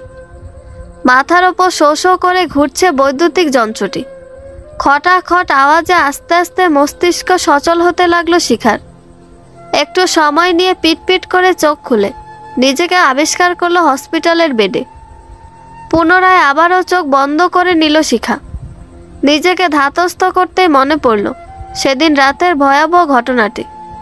রান্নাঘরে কাজ করতে করতে হঠাৎ করে মাথা ঘুরছিল তার। তৎক্ষণাৎ নিজের ব্যালেন্স হারিয়ে মুখ থুবড়ে পড়ে গিয়েছিল ফ্লোরে। এরপর শুরু হলো প্রবল রক্তপাত। দম বন্ধ হয়ে নিস্তেজ হয়ে আসছিল তার ছোট্ট দেহখানি। তবুও টের পেয়েছে তার সাথে পেটের বাচ্চাটাও ছটফট করছে। তবুও মুখ থেকে কোনো আওয়াজ করতে পারেনি শিখা। ক্রমশ নিস্তেজ হতে হতে শরীর ছেড়ে দিয়েছে কখন জানি। এরপর আর কিচ্ছুটি মনে নেই তার। নিজের অনাগত জানটার কথা মাথায় আসতেই পেটে হাত রাখি শিখা, কিন্তু অদ্ভুত, পেটটা খালি খালি লাগছে। তবে কি বাচ্চাটা হারিয়ে গেছে? না না। শিখা হঠাৎ করে মৃদু আওয়াজে চিৎকার করে ওঠে, আমার বাচ্চা, আমার বাচ্চা। মা এগিয়ে আসে, আলতো হাতে মেয়েকে জড়িয়ে ধরল। তার মেয়ে কথা বলছে। আনন্দে মায়ের চোখ থেকে গড়িয়ে পড়ল 2 ফোঁটা জল। উনি ভেজা চোখে কোমল কণ্ঠে শুধালো, মা তুই কথা বলছিস? এখন কেমন লাগছে তোর? শিখা একবার আশপাশ তাকিয়ে ধরা গলায় বললেন, মা আমার বাচ্চাটা। শিখার মা মৃদু হাসল। তার মধ্যে সখা বোনের গাল ছুঁয়ে বলল, তোর বাচ্চা বেঁচে আছে আপা, তুই এত হাইপার হোস না, অসুস্থ তুই। স্বস্তির নিঃশ্বাস ছাড়ল শিখা। বাচ্চাটা ছুঁয়ে দেখার জন্য আকুপাকু করছে তার অবচেতন মন। হ্যাঁ, সৃষ্টিকর্তা বিশেষ কৃপায় দুজনেই মরতে মরতে বেঁচে গিয়েছে তারা। সেদিন রাত 3টায় মেয়ে হয়েছে তার। তবে বাচ্চাটা ভীষণ অসুস্থ ছিল। ডক্টর পেট থেকে বের করে আইসিইউতে ভর্তি করিয়েছে তাকে। ঘণ্টাখানিক পর মেয়ে নিয়ে শিখার কেবিনে ঢুকলো নার্স। সাথে সাথে মেয়েকে কোলে তুলে নিল শিখা। 2 হাতে জড়িয়ে মা প্রথমেই কপালে গভীর ওষ্ঠ ছুঁয়ে দিল মেয়েটার। ছোট্ট বাচ্চাটার স্নিগ্ধ মায়াবী চেহারাটা দেখে পরাণ জুড়িয়ে গেল তার। শুকনো ওষ্ঠে একচিলতে মিষ্টি হাসি হেসে বলে উঠল, মাশাল্লাহ, মাশাল্লাহ, মাশাল্লাহ, আমার ছোট মা। তৎক্ষণাৎ মেয়েকে বুকের সাথে চেপে ধরে আবারও বলল, আমার দুঃখ বিলাস জীবনে তুই আমার একচিলতে সোনালি আলো, তুই আমার একখণ্ড সুখ। বাচ্চাটা কি বুঝলো কিছু? মায়ের পরশ পেয়ে গোল গোল আঁখি দুটি ঘুরিয়ে কিঞ্চিত ঠোঁট এলিয়ে দিল মেয়েটা। এদের মা মেয়ের ভালোবাসার সাক্ষী হয়ে রইল বাকিরা। ওনারাও নিঃশব্দে হাসি হাসলো সবাই। কিয়াত খান সময় নিয়ে শিখা মেয়ের নাম রাখলো আলো। 7 দিন হসপিটালে থেকে আলোকে নিয়ে শ্বশুর বাড়িতে আসলো শিখা। তার সাথে রয়েছে মা বোন। এই 7 দিনের মধ্যে একটিবারের জন্য পুত্রবধূ বা নাতনিকে দেখতে যায়নি রেহানা বেগম। আজ শিখা এসেও তার খোঁজ নেয়নি। বোনের সাহায্যে নিজের ঘরে গেল মেয়েকে নিয়ে। তার শরীর এখনো অনেক দুর্বল, হাঁটতে পারছে না একা। রেহানা বেগম চাপার আগে ফুঁসছে। একে তো বউয়ের পেছনে হাজার হাজার টাকা নষ্ট করেছে তার ছেলে, তার মধ্যে দেখলো তো মেয়েটার তেজ কত। নাতনিকে নিয়ে আসছে বাড়িতে, কই দাদির কোলে তুলে দিবে তা না, একদম রুমে গিয়ে ঘাপটি মেরেছে। এদের দেমাক দেখে গা জ্বলে যাচ্ছে তার। এর একটা বিহিত নিয়েই ছাড়বে সে। এই বাড়িতে একদিন গত হতে পরদিন রেহানা বেগম শিখার মাকে উদ্দেশ্য করে বললেন, আপা, বৌমা তো এখন খুব অসুস্থ, আপনি বরং মাসখানেক মেয়েটাকে আপনাদের বাড়িতে নিয়ে রাখুন। দেখছেনই তো আমাদের বাড়িতে দেখাশোনার জন্য কেউ নেই, আমি নিজে অসুস্থ। আবার অন্যদিকে আপনাদের বাড়িতেও তো ভাই একা, বেচারা একার সব কিছু সামলাতেও না জানি কত কষ্ট হচ্ছে। শিখার সহজ সরল মা আর না করল না। কৌশলে রেহানা বেগম শিখাকে পাঠিয়ে দিল বাপের বাড়ি। অসুস্থ বউটাকে গাড়ি ভাড়া করে দিল না। আজান দিতে চাইলেও চোখ রাঙিয়ে কড়া গলায় নিষেধ করে দিয়েছে রেহানা বেগম। উনি নিজে ট্রেনের সিট বুকিং করে দিল। শিখার শ্বশুর বাড়ি থেকে বাপের বাড়ির দূরত্ব অনেকটাই, সাধারণত ট্রেনে করে যেতে হয়। রিজার্ভ গাড়ি না পেয়ে বাধ্য হয়ে অসুস্থ শিখাকে বসতে হলো ট্রেনে। অপারেশনের 8 দিনের মাথায় ওভারব্রিজ ক্রস করে ট্রেন জার্নির ধকল নিতে পারেনি মেয়েটার শরীর। সেলায় জায়গাগুলোতে টান লেগে গড়িয়ে পড়ছে জল। অসহ্য যন্ত্রণায় সেই সাথে কেঁপে উঠছে শিখার রুহ। বাড়িতে গিয়েও আবারও ডক্টরের কাছে নিতে হয়েছে তাকে। আর এটাই হচ্ছে রেহানা বেগমের সূক্ষ্মভাবে দেওয়া পরোক্ষ শাস্তি। আজ ঈদের দিন। শিখার শ্বশুর বাড়িতে ঘর ভর্তি মেহমান। হইচই আনন্দে কোলাহল পরিপূর্ণ একটি পরিবেশ। একই সাথে বাড়ির 4 মেয়ে তাদের স্বামী সন্তান নিয়ে বাপের বাড়ি বেড়াতে এসেছে। অনেক দিন পর একসাথে 4 মেয়েকে পেয়ে খুশিতে বাকবাকম রেহানা বেগম। মেয়েদের নাতি নাতনিদের নিয়ে ব্যস্ত হয়ে পড়লেন নানিজান। আশার ছেলেটা এখন আধো আধো বুলি শিখেছে। মধুর সুরে নানি আপু বলে ডাকছে রেহানা বেগমকে। ডাক শুনে প্রাণ জুড়ে যায় তার। বোনদের সবার মধ্যে তার বাচ্চাটাই ছোট। আশা ছেলেকে মায়ের কাছে রেখে 4 বোন মিলে খোঁজ গল্প করছে। এতগুলা মানুষের রান্না, তবুও শিখা একা একাই রান্নাঘরে কাজ করছে। কেউ তাকে হাতে হাতে এতটুকু সাহায্য করছে না। উল্টো ননদরা এক একজনের এক এক রকম পছন্দের খাবার একটার পর একটা অর্ডার করছে শিখাকে। রেহানা বেগম সোফায় বসে মেয়ের নাতনিদের এটা সেটা গালে তুলে খাইয়ে দিচ্ছে আর রূপকথার গল্প শোনাচ্ছে। বাচ্চাগুলো খিলখিল করে হাসছে। এরই মধ্যে হঠাৎ করে ফ্লোরে বসে আলো মেয়েটা কাঁদছে। সেদিকে হুঁশ নেই দাদির। মায়ের মতো এই মেয়েটাও পরিবারের অবহেলিত প্রাণী। হবেই না কেন? বাবা নিজেই তাদের মা মেয়ের প্রতি দায়িত্বহীন। সংসার জীবনে একজন নারীর সবচেয়ে বেশি প্রয়োজন তার স্বামীর মেন্টাল সাপোর্ট। আর এজন্য থাকতে হবে স্ত্রীর প্রতি স্বামীর অগাধ ভালোবাসা ও সম্মান। শ্বশুর বাড়িতে একজন নারীর গুরুত্ব ঠিক কতটুকু হবে তা নির্ভর করে তার স্বামীর ভালোবাসা ও সম্মানের উপর। যে পুরো সংসার জীবনে নিজের স্ত্রী সন্তানকে গুরুত্ব দেয় না, পরিবারের বাকি সদস্য তাদের বিন্দুমাত্র মূল্যায়ন করে না।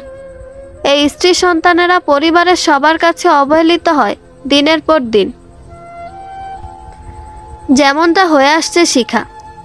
মেয়ের কান্না শুনে রান্নাঘর থেকে দৌড়ে আসছে শিখা। বাচ্চা মেয়েটাকে দেখে আতঙ্কে উঠল মা।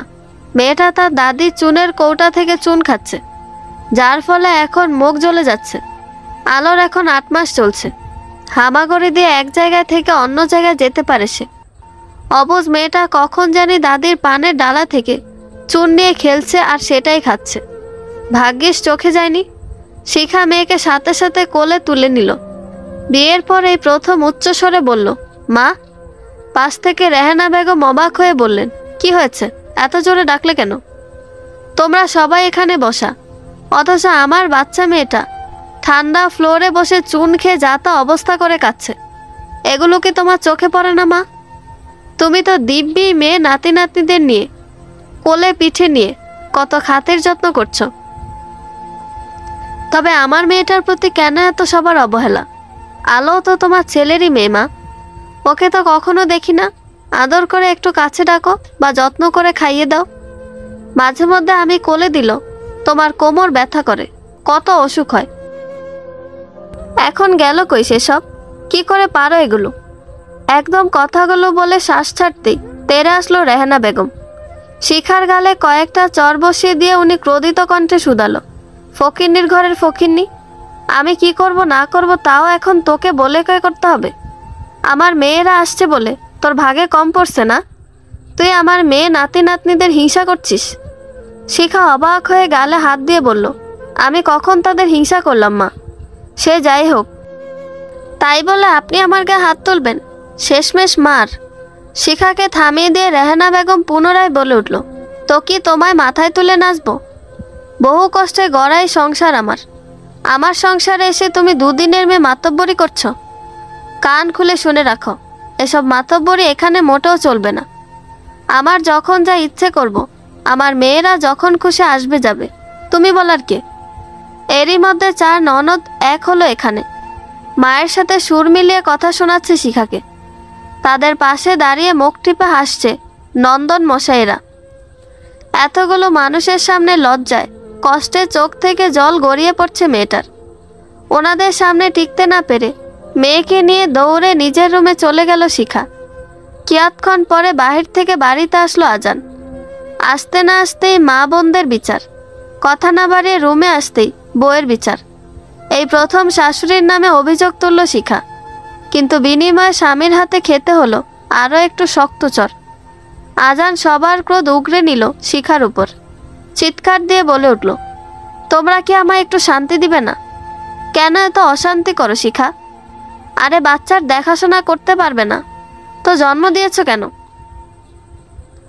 আজান আর এক মুহূর্ত সেখানে দাঁড়ালো না, একরাশ রাগ নিয়ে বেরিয়ে গেল বাড়ি থেকে। ছেলেটারও একটু শান্তি নেই। সারা জীবন সবার দায়িত্ব নিতে নিতে কখনো নিজেকে একটু সময় দেওয়া ভাগ্যে জোটেনি। সংসারের বড় ছেলে কিনা, ছোট বোনদের লেখাপড়া শেষ করিয়ে বিয়ে দিয়েছে, এরপর নিজে বিয়ে করেও পড়ল আরেক অশান্তিতে। সারা দিন খেটে বাড়িতে আসলেই শুরু হয় মায়ের এক কথা, বউ বাচ্চার আরেক কথা। মানুষ কেন যে বিয়ে করে? লম্বা শ্বাস ছেড়ে বড় মাঠের ঘাসে বসে পড়ল আজান। কিয়ৎক্ষণ পরে পকেট থেকে সিগারেট বের করে ধরিয়ে ঠোঁটে চেপে লম্বা টান দিল। আজান যেতেই রুমের দরজা আটকে দিল শিখা। সবার এরূপ আচরণে বিতৃষ্ণা এসে গিয়েছে জীবনের প্রতি। আদরের মেয়েটাকে ফ্লোরে রেখে রাগের দুঃখে হাতে নিল বিষের বোতল। না, আরে অশান্তি সহ্য করবে না সে। সবাইকে মুক্তি দিয়ে নিজেও মুক্তি নিবে এবার এই নরক থেকে। ফ্লোরে বসে গলা ফাটিয়ে চিৎকার করে কাঁদছে আলো। মেয়েটার মুখটা জ্বলে যাচ্ছে। হামাগুড়ি দিয়ে মায়ের পায়ের কাছে এসে ছোট ছোট হাত দিয়ে জড়িয়ে ধরল মাকে। নিজের ভাষায় হয়তো অস্পষ্ট স্বরে কিছু বলছে সে। বিরক্ত হলো শিখা। এদের জন্য মরতে গিয়েও শান্তি নেই। রাগের চোটে মেয়েটা ছোট্ট শরীরে বসিয়ে দিল কয়েক গা। মার খেয়ে কান্নার গতি বাড়ল বাচ্চাটার। যা দেখে অস্থির হয়ে পড়ল মায়ের কোমল মন। সে দুনিয়া ছাড়লে এই বাচ্চাটার কি হবে? কে দেখবে তার মেয়েটাকে? মেয়ের কথা ভাবতেই মোচড় দিয়ে উঠল মায়ের কলিজা। তৎক্ষণাৎ বিষের বোতলটা হাত থেকে ছুঁড়ে ফেলে মেয়েকে বুকে জড়িয়ে মাও কেঁদে বুক ভাসালো। ব্যাগ ভর্তি বাজার নিয়ে মাত্রই বাসায় ফিরল আসাব। এই সময়টায় বাড়িটা কেমন যেন নীরব হয়ে আছে। কোথাও কাউকে দেখা যাচ্ছে না। নীরবতার মাঝে থেমে থেমে আলোর মিহি কান্নার আওয়াজ ভেসে আসছে। আসাব ব্যাগগুলো বসার ঘরে রেখে ডাকলো শিখাকে, কিন্তু সাড়া দিচ্ছে না শিখা। উনি ব্যস্ত হয়ে নাতনির কান্না অনুসরণ করে শিখাদের রুমে উকি দিল। দরজা এখন খোলাই আছে। দরজার পাশ ঘেঁষে আলো হাত পা ছড়িয়ে কাঁদছে। মেয়েটার মুখ ফুলে গিয়েছে এখন। তারই পাশে নীরবে বসে আছে শিখা। মেয়েটার চোখ দিয়ে অনবরত ঝরে নোনা জল। মা মেয়ের বিপর্যস্ত অবস্থা দেখে তড়িৎ গতিতে এগিয়ে আসলো উনি। নাতনিকে কোলে তুলে নিয়ে ব্যস্ত কণ্ঠে শুধালো, তোমাদের এই অবস্থা কেন মা? আলোর কি হয়েছে? তোমার কি হয়েছে বৌমা? আজ ঈদের দিনটায়ও তুমি কাঁদছো কেন মা? চোখ তুলে শ্বশুরের দিকে এক পলক তাকালো শিখা। খানিকটা দম নিয়ে ভাঙা ভাঙা কণ্ঠে বলল, আপনি তো আগে থেকে জানতেন বাবা আপনার ছেলে কেমন, আপনার স্ত্রী কেমন মানুষ। সব জেনে শুনে আপনি কেন আমাকে ছেলের বউ করে এই ঘরে আনলেন বাবা? কেন আমার জীবনটা নষ্ট করে দিলেন আপনারা? কি ক্ষতি করছিলাম আমি আপনাদের? মেয়েটার কথা শুনে সাথে সাথে মাথা নিচু করে নিল আসাব। ওনার আর বুঝতে বাকি রইল না কি হয়েছে। শিখা এখনো উত্তরের আশায় তাকিয়ে রইল শ্বশুরের মুখপানে। যা দেখে অপরাধীর ন্যায় আসাব বললে উঠলেন, আমাকে ক্ষমা করে দাও মা। অজান্তেই বড় ভুল করে ফেলছি আমি। জানি ক্ষমা চাওয়ারও মুখ নেই আমার। ভাবছি বিয়ের পর ছেলেটা পাল্টে যাবে, কিন্তু ছেলেকে আমি সঠিক মানুষ করতে পারিনি মা। আমি একজন ব্যর্থ বাবা, ব্যর্থ স্বামীও বটে। শিখা ঠোঁট এলিয়ে তাচ্ছিল্য করে হাসল কিঞ্চিত। তার চঞ্চল জীবনটাই নরক বানিয়ে দিয়েছে এরা। ক্ষমা, সব ভুলের কি ক্ষমা হয়? পরক্ষণে জড়সড় শিখার হাত ধরে নিচে নিয়ে আসলো আসাব। যদিও এরা মা ছেলে দুজনেই তার হাতের নাগালে চলে গিয়েছে অনেক আগে, তবুও এর একটা বিহিত করতেই হবে আজ। না, এভাবে আর চলে না। হয়তো এরা মা ছেলে ভালো হবে, নয়তো নিজ দায়িত্বে মেয়েটাকে এই অশান্ত নগর থেকে মুক্ত করে দিবে উনি। ঘড়ির কাঁটায় সময় 12টা ছুঁইছে। বাড়ির সবাই বসার ঘরে থমথম মুখে বসে আছেন। কারো মুখে কোনো আওয়াজ নেই।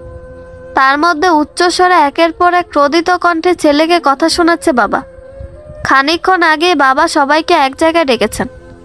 সোফায় গম্ভীর মুখ করে বসে আছে আজান। বুড়ো বয়সে মাত্রই সবার সামনে বাবা তার গালে থাপ্পড় এঁটে দিয়েছে। বোন জামাইদের সামনে লজ্জায় মাথা কাটা যাচ্ছে তার। স্বামীর ভয়ে রেহানা বেগমও চুপচাপ বসে আছেন আজ। কেননা এভাবে কখনো রাখতে দেখেননি আসাব লোকটাকে। তবে মনে মনে ফুঁসছে উনি। তার মধ্যে আসাব স্ত্রীর দিকে তাকিয়ে গমগমে গলায় বললেন, ছোট্টবেলায় মা মারা গেছে আমার, বাবার হাতেই মানুষ হয়েছে আমরা। বড় সংসারে আমি বড় ছিলাম, বয়স অল্প ছিল, তবুও আব্বা সংসারের হাল ধরাতে তোমাকে ছেলের বউ করে আনে। তখন থেকে এই সংসার তোমার ইচ্ছেতেই চলতো রেহানা। বয়স অল্প ছিল, আমি বাহিরের কাজকর্ম সেরে এসে সংসার নিয়ে ঘাটতাম না। ইনকাম যা হতো তোমার হাতেই তুলে দিতাম। এরই মধ্যে আমাদের ছেলে মেয়েদের জন্ম হলো। আমিও যুবক থেকে পুরুষে পরিণত হলাম। মেয়েরা বড় হতে লাগলো, দায়িত্ব বাড়লো। এভাবে চলতে চলতে কখন যে সংসারের রাজত্ব সব তুমি নিয়েছো বুঝতেই পারিনি। এরপর যখন বুঝলাম তখন বড্ড দেরি হয়ে গিয়েছে। আসলে আমি তোমারে আমার রাজ্যের রানী করতে চেয়েছিলাম, কিন্তু তুমি ঠিকই রানী হলে, তবে স্বামীকে বানিয়ে নিলে গোলাম। এরপর থেকে তোমার কথায় চলতে হতো আমায়। মাঝে মধ্যে সহ্য করতে না পেরে কিচ্ছুটি বললে সংসারে তুমি সে কি অশান্তি করতে। আমার যে 4 মেয়ে ছিল, এদের বিয়ে দিবার চিন্তা ছিল মাথায়। এদের জন্য মুখ বুজে হজম করেছি সব। কিন্তু তুমি আমায় দুর্বল ভেবেই পায়ে পিষে এসেছো। আসলে ছোট থেকে আমি শান্তিপ্রিয় পুরুষ।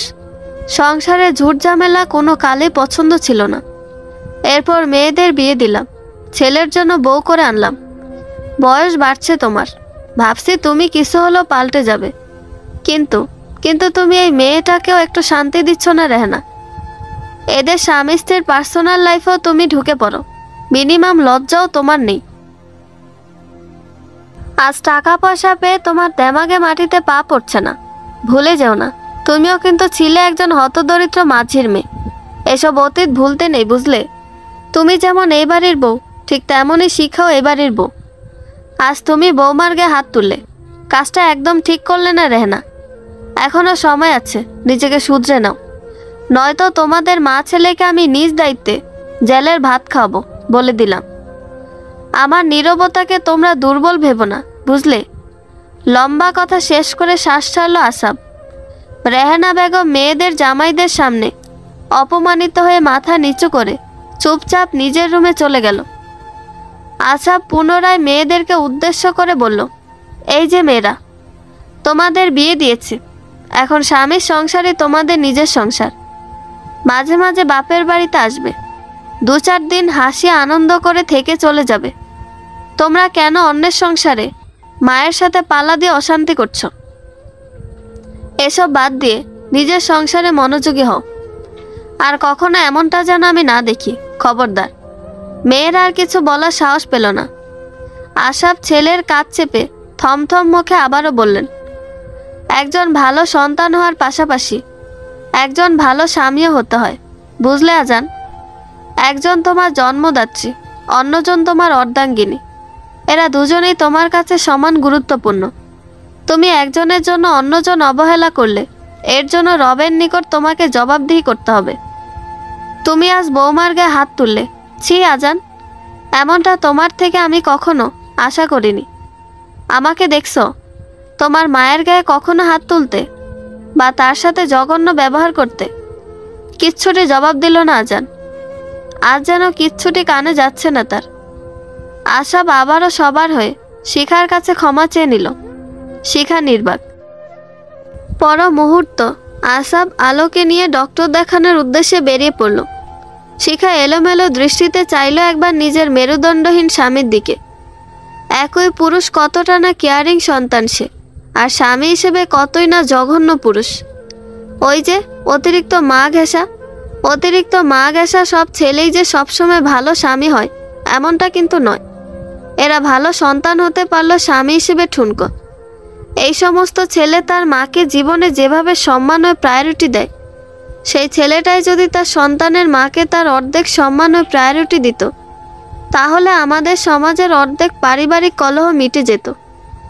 মানিয়ে নিতে নিতে কেটে গিয়েছে আরও কয়েকটি বছর। কিশোরী মেয়ে থেকে নারীতে পরিণত হয়েছে শিখা। এই সংসারে এখনো শুনতে হয় তাকে কত গঞ্জনা। বছর কয়েক একটু স্বস্তি মিলল, তাকে আগলে রাখা বাবারূপী শ্বশুরটা হারিয়েছে অবেলায়। ওই তো সেবার চোটে মরল ডেঙ্গু জ্বরে। 1 বছর হয়ে গিয়েছে বাবা নেই। সময় এগুচ্ছে, বুঝতে শিখেছে, মস্তিষ্ক উন্নত হয়েছে এক ঘরকন্যার। তার ছোট্ট মেয়েটাও এখন কথা শিখেছে, হাঁটতে শিখেছে। তারই অবুঝ মায়ের বয়স বাড়ায় বুঝতে শিখেছে নিজের দায়িত্ব নিজেকে নিতে হবে। এবার শান্তিতে এবার একটু দম নিতে হবে। এই কোলাহল আর কত?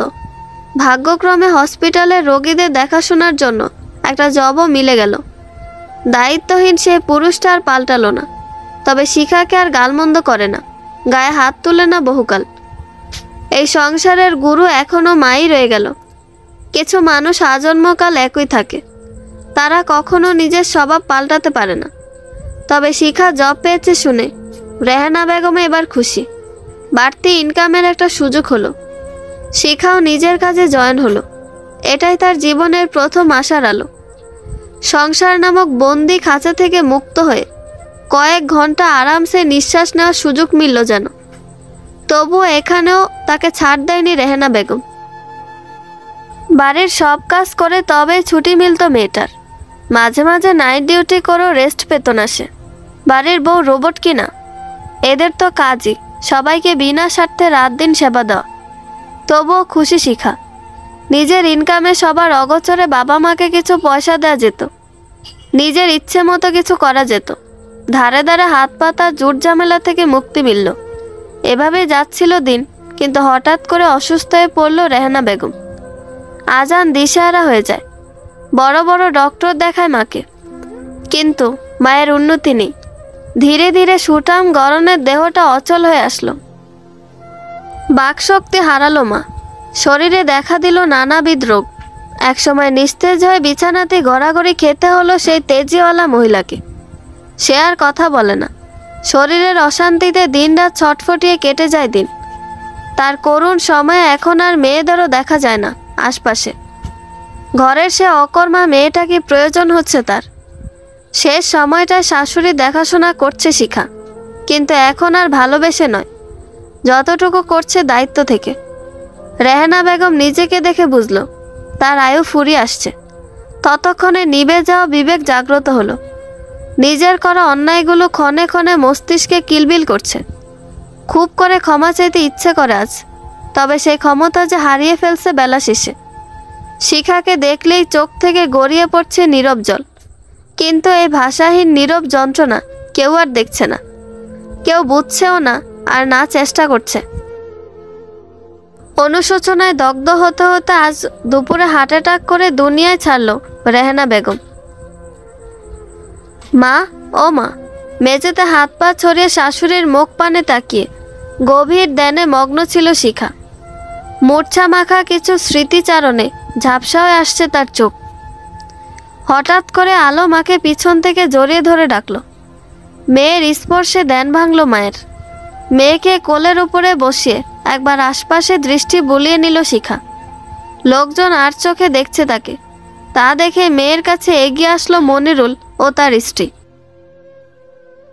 বাবা মেয়ের মাথায় স্নেহতময় হাত বুলিয়ে মিহি কণ্ঠে শুধালো, আম্মা, এখানে এমনে বসে আছো কেন? আলো নানুকে নিয়ে তুই ভিতরে যাম্মা। ছোট মেয়ের দিকে তাকে মৃদুস্বরে পুনরায় বাবা বলল, সখা, তোর আপাকে ধরে ভিতরে নিয়ে যা। তার মধ্যেই ভারী কয়েক দীর্ঘশ্বাস ছেড়ে গা ঝাড়া দিয়ে উঠে বসলো শিখা। কোনো ভনিতা ছাড়া এক হাতে আলোকে জড়িয়ে ধরে সামনের দিকে পা চালালো। এমন সময় আরও একটা পিচ্চি ছেলে তার অন্য হাত ধরে আধো আধো কণ্ঠে শুধালো, কালামণি, আমিও তোমার সাথে যাব। শিখা কিঞ্চিত মুচকি এসে কোলে তুলে নিল বোনের ছেলেকে। এটাই হচ্ছে সখার দুষ্ট একটা ছেলে, শাওন। বছর 4 আগে গার্মেন্টস কর্মী রৌনকের সাথে বিয়ে হয় সখার। বাবা এবার আর ছোট মেয়ের জন্য উঁচু ঘর কিংবা টাকা পয়সা খুঁজেনি। প্রথম ভুল থেকে শিক্ষা নিয়ে খুঁজেছে একটা সঠিক মানুষ। রৌনকের ঘরে বিলাসিতা না থাকলেও সীমাহীন ভালোবাসা রয়েছে। স্বামীর ওই ছোট্ট কুটিরে দিব্যি সুখে আছে সখা। সময় এগোচ্ছে, সেই সাথে মৃত মানুষটাকে তার নিজস্ব ঠিকানায় পৌঁছে দেওয়ার তোড়জোড় শুরু হয়ে গিয়েছে মৃত বাড়িতে। চারপাশে মানুষের ভিড়। ভিড়ের মাঝে সাদা কাপড়ে মোড়ানো মৃত মায়ের চারপাশ ঘিরে কাঁদছে ছেলেমেয়েরা। সে কি আহাজারি, প্রিয় হারানোর শোক। মা যেমনই হোক, তাদেরই তো মা। মা হিসেবে রেহানা বেগম কখনো সন্তানের কোনো ইচ্ছের খামতি রাখেনি। আজ তাদের সন্তানদের একেবারে এতিম করে এই পৃথিবীর মায়া ত্যাগ করলো সেই মানুষটি। জানাজা অনুষ্ঠিত হওয়ার সময় হয়ে আসছে। নিথর হওয়া লাশের জন্য অপেক্ষা করছে সবাই। কেউ কেউ অধৈর্য হয়ে তাড়া দিচ্ছে। সবাই সবার নিজস্ব কাজে ব্যস্ত কিনা। এক এক করে সবাই শেষ দেখা দেখে বিদায় জানালো রেহানা বেগমকে। দূরের ওই মাটির ঘরখানিতে একা একা পড়ে রইল রেহানা বেগম। কেউ আর তার কাছে দাঁড়ালো না দুদণ্ড। জীবিত থাকতেই যত বাহাদুরি আমাদের। নিঃশ্বাস বন্ধ হওয়ার সাথে সাথে সব আয়োজন শেষ। মাকে কবরে রেখে এসে একেবারে ভেঙে পড়ল আজান। মায়ের রুমে এসে খালি বিছানাটার উপর শূন্য দৃষ্টিতে তাকিয়ে রইল ছেলেটা।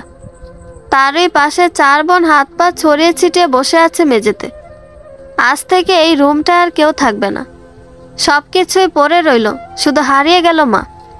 সে কথা ভাবতেই ফুফিয়ে কেঁদে উঠল আজান। মাকে একটু বেশি ভালোবাসত ছেলেটা। বাবাকে কাঁদতে দেখে ছোট্ট আলো গুটি গুটি পায়ে এগিয়ে আসলো বাবার নিকটে। রুম থেকে খানিকটা দূরে দাঁড়ানো মায়ের দিকে একবার তাকিয়ে বাবার কাঁধে হাত রেখে কোমল কণ্ঠে শুধালো, বাবা কেঁদো না বাবা, কষ্ট হচ্ছে খুব। আমার মা একবার বলেছিল, মানুষ মরণশীল, এরা তো আর চিরকাল বেঁচে থাকবে না, তাই না বাবা? মা হারিয়ে গিয়েছে তো কি হয়েছে বাবা? আজ থেকে আমি তোমাদের আরেকটা মা। কেঁদো না বাবা। তার ছোট্ট মেয়েটা হুট করে যেন বড় হয়ে গেল। কি সুন্দর করে বিজ্ঞদের মতো কথা বলছে। আলোর ফুফিরা অবাক হয়ে তাকিয়ে রইল মেয়েটার দিকে। পরক্ষণে আজান ছোট্ট মেয়েটাকে বুকে জড়িয়ে ধরে বেজা কণ্ঠে বার কয়েক ডাকলো, মা মা মা, তুমি আমার ছোট্ট মা। এমন করে এত স্নেহ মাখা কণ্ঠ হয়তো আর কখনো মেয়েকে ডাকেনি আজান। চুপ করে মেয়েটার কপালে চুমু খেলো সে। বাবার এত আদর পেয়ে ফোকলা দাঁত বের করে খিলখিল করে হেসে উঠল অবুঝ আলো। ছোট ছোট হাত দিয়ে বাবার চোখের কার্নিশের লোনা জলটুকু মুছে দিল। আজান মলিন হেসে মেয়েকে কোলে তুলে নিয়ে দাঁড়িয়ে গেল। ধীর পায়ে এগিয়ে আসলো শিখার মুখোমুখি। হঠাৎ করে স্ত্রীর একটি হাত নিজের মুঠোয় নিয়ে ভেজা কণ্ঠে শুধালো, আমার মাকে তুমি ক্ষমা করে দিও শিখা। জানি আমার মা, আমি তোমার সাথে খুব অন্যায় করেছি। মায়ের দোষ ত্রুটিগুলো দেখেও আমি নীরব ছিলাম। মাকে কিচ্ছুটি বলতে পারিনি। যদি মা কষ্ট পায়, কিন্তু তবুও পারলে আমার মৃত মাটাকে ক্ষমা করো শিখা। শিখা গম্ভীর নির্বাক চিত্রে দাঁড়িয়ে রইল কেবল। দৃষ্টি তার ফ্লোরের দিকে নিবদ্ধিত। এই মানুষটাকে ক্ষমা করতেও মন সায় দিচ্ছে না তার। কি করে ভুলে যাবে কিশোরী মনে শাশুড়ির দেয় এত আঘাত। আজান আবারও ডাকলো, শিখা। শিখা চোখ তুলে তাকালো। কয়েক সেকেন্ড মৌনতা পালন করে গম্ভীর কণ্ঠে বলে উঠল, তাকে হয়তো আমি ক্ষমা করে দিলাম, তবে আমার রুহ তাকে ক্ষমা করতে নারাজ। যদি কখনো অতীত ভুলে তার দেওয়া আঘাত ভুলতে পারি, তবে সেদিনই আর কোনো অভিযোগ থাকবে না। আজান মিনিট খানিক সময় নিয়ে শিখার হাত ছেড়ে দিল। এহেন কথায় এখন কি বলা উচিত জানা নেই তার, তবে পণ করলো মনের সাথে ধীরে ধীরে নিজেকে পাল্টে ফেলবে আজান। স্ত্রীকে ভালো না বাসলে অবহেলা করবে না। অতঃপর মেয়েকে সাথে করে চোখ মুছতে মুছতে ঘর ছেড়ে বেরিয়ে পড়ল উঠোনে। মা নেই আজ সপ্তাহ 2 হলো। সবাই ধীরে ধীরে শোক ভুলে আবারও নিজ জীবন নিয়ে ব্যস্ত হয়ে পড়ল। আত্মীয় স্বজনেরা চলে গিয়েছে আগে। মেয়েরাও চলে গেল নিজ নিজ সংসারে। বড় ঘরটা এখন ফাঁকা। নিরিবিলি নিস্তব্ধ। বাড়ির একমাত্র ছেলে আজান 2 দিন ধরে অসুস্থ। তাকে আজ সন্ধ্যায় হসপিটালে ভর্তি করিয়েছে শিখা। ডায়রিয়াজনিত সমস্যা, সাথে জ্বর। জ্বরে দিশাহারা ছেলেটা। ডক্টর দেখে ওষুধ স্যালাইন দিয়েছে, সাথে বারবার শরীর মুছে দিতে বলছে। অসুস্থ স্বামীর পাশে নির্ঘুম রাত কাটাচ্ছে শিখা। অন্য বেডে আলো নিশ্চিন্তে ঘুমাচ্ছে। আজান এখনও শরীরের উত্তাপে ছটফট করছে। রাত 3টায় আবারও ডক্টর সুমা আসলো চেক আপ করতে। উনি শিখার পূর্ব পরিচিত। শিখাকে রাতে শেষ প্রহরে স্বামীর মাথায় জলপট্টি দিতে দেখে উনি কিঞ্চিত হেসে শুধালো, আপনি এখনও জেগে আছেন? শিখা মৃদু কণ্ঠে বলল, কি যে বলেন, উনি অসুস্থ, তাকে রেখে ঘুমোই কি করে? বাহ, স্বামীকে খুব ভালোবাসেন বুঝি? তা জানি না, তবে বিয়ের পর একটা মেয়ে সবটা জুড়েই থাকে তার স্বামী। শিখার উত্তর শুনে সুমা একটু রসিকতা করে বলল, বাহ বাহ, সুখী কাপল। আপনি ভীষণ ভাগ্যবতী নারী। আপনার হাজব্যান্ডও বোধহয় আপনাকে খুব ভালোবাসে। হাহা। ভালোবাসা অতি দামি শব্দ। এটা সবার জন্য নয়। নারীর সবটা জুড়ে তার স্বামী থাকলো একজন স্ত্রী তার স্বামীর কখনো প্রিয়জন হতে পারে না ম্যাডাম। স্বামীর প্রিয়জন তো তার মা, বোন আর আপনজনেরা। স্ত্রী সে তো পরের মেয়ে। সে তো শুধুমাত্র শ্বশুরবাড়ির চাকরানি আর সকলের প্রয়োজন মেটানোর মেশিন। কথা শেষ করে ঠোঁট এলিয়ে নিঃশব্দে হাসল শিখা। সবটা শুনে ডক্টর সুমা তৎক্ষণাৎ আমতা আমতা করে বলল, সরি ম্যাম, আপনাকে পার্সোনালভাবে অ্যাটাক করে ফেললাম। এটা একদম অনুচিত কাজ। আমি আবারও সরি, কিছু মনে করবেন না। শিখা মুচকি এসে বলল, আরে ব্যাপার না madam, everything it's okay. Doctor কথা না বাড়িয়ে নিজের কাজে মনোযোগী হলো। আজান চোখ বন্ধ করে থাকলো। শিখার কথা কান এড়ালো না তার। খুব গোপনে তপ্ত দীর্ঘশ্বাস ছাড়ল পুরুষটি। তারই বা কি দোষ? ছোটবেলা থেকে মা তাকে এভাবেই গড়ে তুলেছে তাকে। মা যতটুকু শিখায় সন্তান তো তাই শিখে। 5 বছর পর সব কিছু আগের নিয়মে চলছে। সবাই যে যার সংসার নিয়ে ব্যস্ত। এরই মধ্যে শিখার একটা ছেলে হয়েছে। আজানও এখন একজন দায়িত্বশীল পিতা হয়ে গিয়েছে। ধীরে ধীরে নিজেকে কিছুটা হলেও পাল্টে নিয়েছে সে। আজ ফজরের নামাজ পড়ে কবরস্থানে আসলো শিখা। শ্বশুরের কবর জিয়ারত করে শাশুড়ির কবরের নিকট দাঁড়িয়ে মিহি কণ্ঠে শুধালো, কেমন আছো মা? আমি চাই ওপারে তুমি খুব ভালো থাকো। তুমি নেই আজ 5 বছর হয়ে গেল। লোকে বলে মৃত মানুষের নামে কোনো অভিযোগ করতে নেই বা মনে আনতে নেই, কিন্তু তোমার প্রতি যে আমার এক আকাশ অভিযোগ জমা, সেগুলো কোথাও প্রকাশ না পেয়ে মনের ভিতরে গুমড়ে গুমড়ে মরছে। আজ কিছুটা প্রকাশ করে মনের সেই ভার হালকা করে নিচ্ছি মা। আর সে অপরাধের জন্য আমায় ক্ষমা করো। জানো মা, তুমি বিনা দোষে 17 বছরই এক কিশোরীর মন ভেঙে দিয়েছ। তার সব স্বপ্ন তুমি গুড়িয়ে দিয়েছিলে অবেলায়। সংসার জীবন বানিয়ে দিয়েছ তিক্তময়। জীবিত থাকাকালীন সংসারে এতটুকু শান্তি দেওনি আমায়। সব সময় গরিবের মেয়ে বলে অবহেলা অবজ্ঞা করেছ। অথচ এই আমাকে দেখে শুনেই তোমার ছেলের বউ করেছিলে। তোমার সব প্রয়োজনে তবু এই অকর্মা আমাকেই লাগতো। তাও তুমি বিন্দুমাত্র কৃতজ্ঞতা প্রকাশ করনি কখনো। তুমি এতটা নিষ্ঠুরতম মা ছিলে যে গর্ভকালীন সময়টাও একটা মেয়েকে ছাড় দাওনি। আমার গর্ভকালীন সময়টাই তুমি দিয়েছ আমায় বড় এক পাপের সাজা। তুমি তোমার মনের সকল রাগ উগরে নিয়েছিলে। আর তোমার ছেলে ছিল নির্বাক, যা মনে করলে এখন আমার রুহ কেঁপে ওঠে। হয়তো সে কালো অতীতের কথা আমি ইহজন্মে ভুলতে পারবো না। জানো মা, আমি সবসময় তোমার ভালোবাসা পাওয়ার জন্য বেকুল হয়ে থাকতাম, কারণ তোমার ভালোবাসা পেলেই বুঝি তোমার ছেলের ভালোবাসা পাবো। এটাই মাথায় ঘুরতো শুধু। কিন্তু হায়, তোমার ভালোবাসা পাওয়া আমার কাছে শিয়ালের আঙুর ফল হয়েই রয়ে গেল। তুমি খুব ভাগ্য করে ছেলে পেয়েছিলে মা। অল্প বয়সী মেয়েও তার মনে জায়গা করতে পারেনি, পাছে তোমার ভালোবাসা যদি কম পড়ে। তাই তো আমিও তাকে আমার স্বামী না বলে তোমার ছেলে বলে সম্বোধন করলাম। আমি মনে করি সে একটা মেরুদণ্ডহীন কাপুরুষ, যে কারো স্বামী হওয়ার যোগ্যতা রাখে না।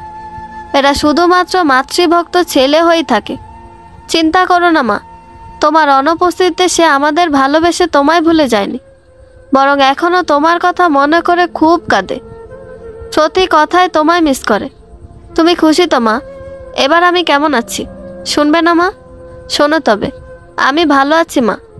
তুমিহীন আমি ভীষণ ভালো আছি।